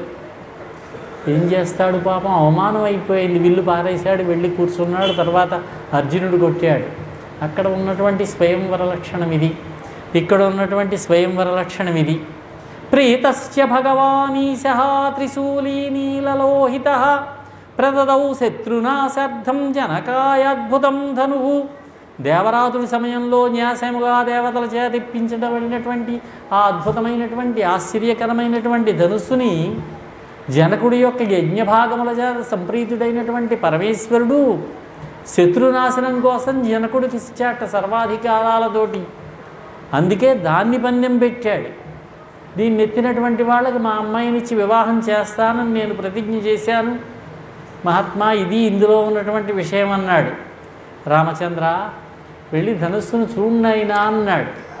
రామచంద్రమూర్తి లేచాడు, గురువుగారికి నమస్కారం చేశాడు, వెళ్ళాడు, పెట్టి మూత తీశాడు. మహాత్మా ఇంటిని ఎత్తుతాను, ఎక్కువ పెట్టడానికి ప్రయత్నిస్తాను, ఎత్తడానికి ప్రయత్నిస్తానన్నాడు. పైకి ఎత్తాడు, నారిని సంధించాడు, ఒక్కసారిగా లాగాడు. మనందరికీ తెలుసున్నటువంటి విషయమే, విల్లు విరిగిపోయింది, శివధనుర్భంగమైంది. ఇక్కడ అనేక మంది కవులు అనేక విధములుగా వర్ణన చేశారు. భరద్వాజుడు అనేటటువంటి ఒక ఆయన రాసిన రామాయణంలో అంటాడు, యాదృగ్భావశ్చ యోతిష్టతు తాదృగ్భావశ్చ రాఘవః జనకస్య సభాయంతు ప్రాదృశ్యత తదా హరిః రధికానం వీరరసః రక్షసం రౌద్రరూపవాన్ స్త్రీణాం మదనరూపస్య విదుషాంతు విరాడివా ఆనందో నృపబంధూనాం భక్తానాం కరుణామయః జానక్యాస్వనురాగస్యాత్ రామో దృశ్యతనైకథా. ఆయన అప్రమేయుడైనటువంటి శ్రీమన్నారాయణుడు, శ్రీరామచంద్రమూర్తి కనుక ఏ భావం ఉన్న వాళ్ళకి ఆ భావంతో కనిపించాట. శివధనుస్సుని ఎత్తేటప్పుడు రధికులకేమో వీరరసంగా కనిపించాడు, రాక్షసులకి పరమభయంకరంగా కనిపించాడు, స్త్రీలకి మన్మథరూపుడుగా కనిపించాడు, విద్వాంసులకు విరాట్టత్వంగా సహస్రశీర్షా పురుష అని పురుష సూక్తంలో వర్ణిస్తారే ఆ విధంగా విరాట్ రూపంగా కనిపించాయట. రాజబంధువులకేమో ఆనందమయుడిగా కనిపించాట, భక్తులకు కరుణామయుడిగా కనిపించాట, జానకీదేవికి ప్రేమరసమే రాముడుగా వచ్చినట్లుగా కనిపించాట. గృహీత హరకోదండే హనుమద్ రామాయణంలో చెబుతారు, గృహీత హరకోదండే రామే పరిణయోన్ముఖే పస్పందనయనం వామం జానకీ జమదగ్న్యయో. శ్రీరామచంద్రుడు శివధనుస్సు ఎత్తగానే ఇద్దరికి ఎడమకన్ను అదిరిందట. ఇక్కడ జానకీదేవికి అదిరింది, అమ్మాయికి అదిరితే ఎడమకన్ను అదిరితే శుభసూచికం. అక్కడ మహేంద్ర పర్వతం దగ్గర ఉన్నటువంటి పరశురాముడికి ఎడమకన్ను అదిరిందట, ఆయనకి అశుభ సూచికం అన్నారు. ఉత్తిప్తం సహ కౌశికస్య పులకై సార్ధం ముఖైర్నామితం భూపానం జనకస్య సంభ్రమధియా సాకం స్ఫాలితం వైదేహీ మనసా సమంచ సహసా కృష్టం తతో భార్గవ ప్రౌఢాహం కృతి దుర్మదేన సహితం తద్భగ్నం మైశం ధను. ఈ శివధనుస్సును రామచంద్రమూర్తి ఎత్తగానే పరబ్రహ్మమూర్తి సగుణ సాకారమూర్తికి కళ్యాణోత్సవం జరిపించేటువంటి భాగ్యం నాకు కలిగింది కదా అని విశ్వామిత్రుడికి ఆనందంతో కళ్ళ నుంచి బాష్ప బిందువులు రాలి ఆ గడ్డం మించి కిందకి జారి కింద పడ్డాయట. నేను కదా పరమ కళ్యాణమూర్తి అయినటువంటి పరబ్రహ్మమూర్తి అయినటువంటి ఆ శ్రీరామచంద్రమూర్తికి కళ్యాణం జరిపించాను కదా అని పులకాంకురములైపోయాయట. రామచంద్రస్వామి ధనస్సును వంచగానే అక్కడ ఉన్నటువంటి రాజాదిరాజుల యొక్క ముఖములన్నీ కూడా వంగాయన్నారు. ఆయన అంటే ఇది ఈ వర్ణించిన వేరే సందర్భాలు కాబట్టి కొందరు రాజులు ఉన్నారని చెప్పినట్టు అన్నమాట. శ్రీరామస్వామి ధనస్సును ఎక్కబెట్టబోతున్నాడని తెలిసినటువంటి ఆ సంరంభంలో ధనుస్సంకారం అయింది. ఇక్కడ ధనుస్సు విరిగింది. అక్కడ పరశురాముడికి గర్వభంగం అయిందట. ఈ విధంగా శ్రీరామచంద్రమూర్తి యొక్క వివాహానికి సంబంధించి ఇంకొక విషయం కూడా చెప్పారు. బోధాయనుడనే ఆయన రామాయణంలో ఆశ్చర్యపోయారట. అంతా కూడా అంతా స్పృహ తప్పి పడిపోయారు. ఒక జనకుడు, రాముడు, లక్ష్మణుడు, విశ్వామిత్రుడు తప్ప. సీతాదేవి అక్కడ లేదని అనుకుంటున్నాను. పృథ్వీస్థిరా భవభుజంగమధారయైనాం త్వం కూర్మరాజతదిదం ద్వితయం దధానా దిక్కుంజరః కురుత చత్రితయే దిధీర్షాం ఆర్యః కరోతి హర కార్ముకమాతత్యం.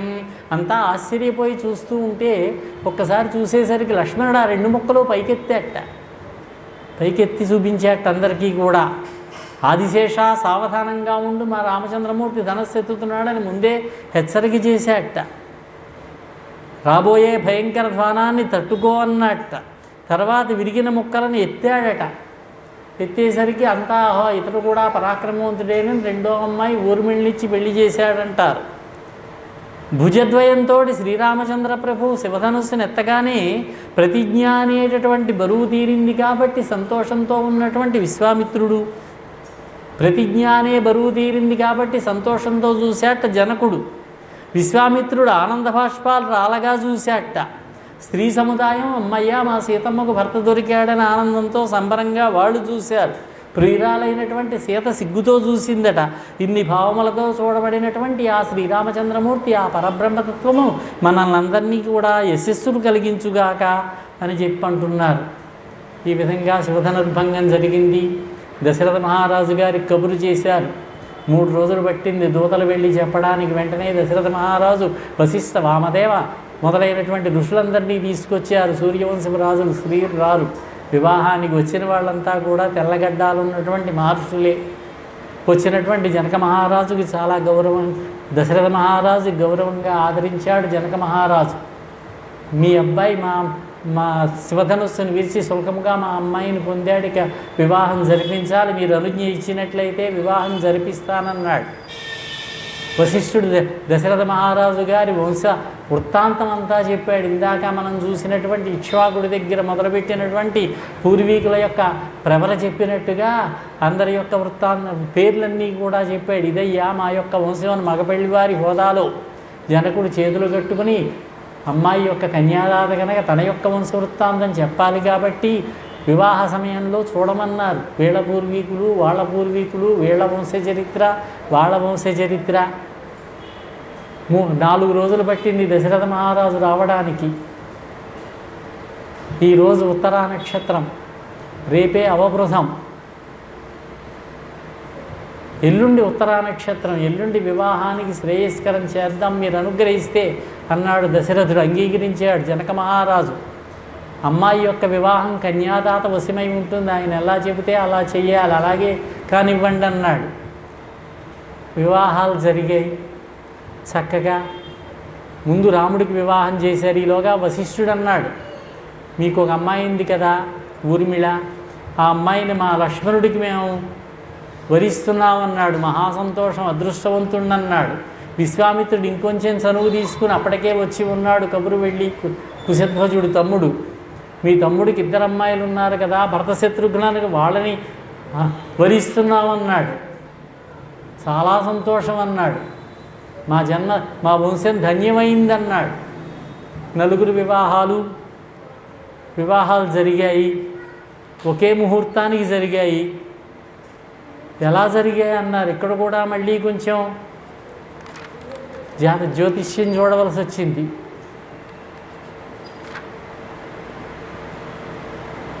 ఒకే ముహూర్తానికి ఉత్తరా నక్షత్రంలో జరుగుతాయన్నారు. వివాహానికి ఉత్తరా నక్షత్రం చాలా ప్రశస్తమైందన్నారు. ఏకోదర్లు ఫాల్గుణ చైత్ర మాసాల్లో వివాహం చేసినా దోషం లేదన్నారు. జ్యోతిష్శాస్త్ర ప్రకారం ఒకే లగ్నమందు 2 కుమారులకు వివాహ ఉపనయనములు చేయకూడదు, వేదికలు వేరు చేసి చేయొచ్చు అన్నారు. రాముడికి భరతుడికి బాగానే ఉంది. కానీ లక్ష్మణ శత్రుఘ్నులు ఏక గర్భజనితులు, వాళ్ళు వీళ్ళకి ఎలా కుదిరిందన్నారు. కనుక లగ్నము కొన్ని 30 డిగ్రీలు ఉంటుంది కాబట్టి ఆ డిగ్రీల తేడాలో కొన్ని డిగ్రీలు అటు ఇటుగా వివాహం చేసినా దోషం లేదన్నారు. కవలలకు మాత్రమే ఏకోదర్లైనా చేయొచ్చు అన్నారు. ఇది కూడా ఉన్నది. వీళ్ళిద్దరూ కవలలేగా. భిన్నోదర్లైతే ఏకకాలంలో చేయకూడదు. భిన్నోదర్లైతే ఏకకాలంలో చెయ్యొచ్చు. కవలలు కాబట్టి వాళ్ళకి చేయవచ్చు. 2 సోదరులు ఏకగర్భజనితులయ్యారు కాబట్టి 2 కన్యల్ని చెల్లెళ్ళని ఇవ్వకూడదు. ఏకగర్భజనితులైన 2 కన్యలకు ఒకే లగ్నంలో చేయడానికి లేదు కాబట్టి డిగ్రీల తేడాతో చెయ్యొచ్చు అన్నారు. ఒకే వేదిక మీద 4 కూడా వివాహాలు జరిగాయి. 3 రోజులు అగ్నిని సేవించారు. తర్వాత బయలుదేరారు దశరథ మహారాజు కుమారులను తీసుకుని. మధ్యలో దుశ్శకనాలు కనిపించేవి. వశిష్ఠుడిని అడిగారు, కొంచెం దుశ్శకనాలు కనిపిస్తున్నాయి, అయితే పక్షులు మనకి ప్రదక్షిణ మార్గంలో తిరుగుతున్నాయి కాబట్టి ముందు దుశ్శకునం కనిపించినా తర్వాత శుభమే జరుగుతుందన్నాడు వశిష్ఠుడు. ఇంతలో పరశురాముడు వచ్చాడు, విష్ణుధనస్సు తీసుకుని వచ్చాడు. దశరథ కుమారా, వచ్చినటువంటి పరశురాముడిని గౌరవించారు దశరథ మహారాజు, వశిష్ఠుడు మొదలైన వాళ్ళు. రాముడు నమస్కారం చేశాడు. దశరథ కుమారా, నువ్వేదో శివధనస్సుని ఎక్కుపెట్టావట, ఇదిగో విష్ణుధనస్సు. శివుడికి విష్ణువుకి ఓసారి పోటీ పెట్టారట దేవతలు, ఎవరు గెలుస్తారో చూద్దామని. విష్ణువు గెలిచాట, శివుడు పరాజయం పొందాడట అని చెప్పి ఆ శివధనస్సును విడిచిపెట్టాడట. ఆ శివధనస్సు నెమ్మదిగా ఎక్కడికి వచ్చింది? జనకుడు వంశంలోకి వచ్చింది. విష్ణుమూర్తి ఏమో తన యొక్క విష్ణుధనస్సుని పరశురాముడి యొక్క తండ్రికి ఇచ్చాడు, జమదగ్నికి. వారి దగ్గర ఉన్నది అది. పరశురాముడు తీసుకొచ్చాడు. ఈ ధనస్సును నువ్వు చూస్తాను, ఎత్తగలిగితే అప్పుడు నీతో ద్వంద్వయుద్ధం చేస్తానన్నాడు. ఓ చిరునవ్వు నవ్వి రామచంద్రమూర్తి ధనస్సును పట్టుకుంటే పరశురాముల్లో ఉన్న శక్తి అంతా వచ్చేసింది. ఇప్పుడు నేను నీ యొక్క కాలగతిని కొట్టేయమంటావా, నీ యొక్క పుణ్య సంపదను కొట్టేయమంటావా అని అడిగాడు రాముడు. కాలగతిని కొడదామంటే ఇక్కడి నుంచి నేను మహేంద్ర పర్వతానికి వెళ్ళాలి. నేను భూలోకంలో ఉన్నటువంటి రాజులందరినీ ఓడించి వధించి యజ్ఞం చేసి భూమినంతా కూడా కశ్యప మహర్షికి దానం ఇచ్చా. అప్పుడు కశ్యప మహర్షి ఎక్కడుంటావయ్యాను, భూమిని దానం ఇచ్చావు. భూమిని దానం ఇచ్చాక గురువుగారు ఉండండి ఒక్కసారి పాలు పితుక్కుంటాను అనకూడదు, అయిందే సొత్తు. ఇంకా భూమంతా కశ్యపుడు, నువ్వెక్కడుంటావయ్యా అన్నాడు. అప్పుడు సముద్రం నడికి మహేంద్ర పర్వతం అంటే కన్యాకుమారి అక్కడ ఉన్నాడు. పగలంతా ఎక్కడ తిరిగినా రాత్రికి మహేంద్ర పర్వతానికి చేరుకోవాలి. ఇప్పటికీ అదే పని. కలియుగంలో కలియుగాంతం వరకు ఉంటాడు పరశురాముడు.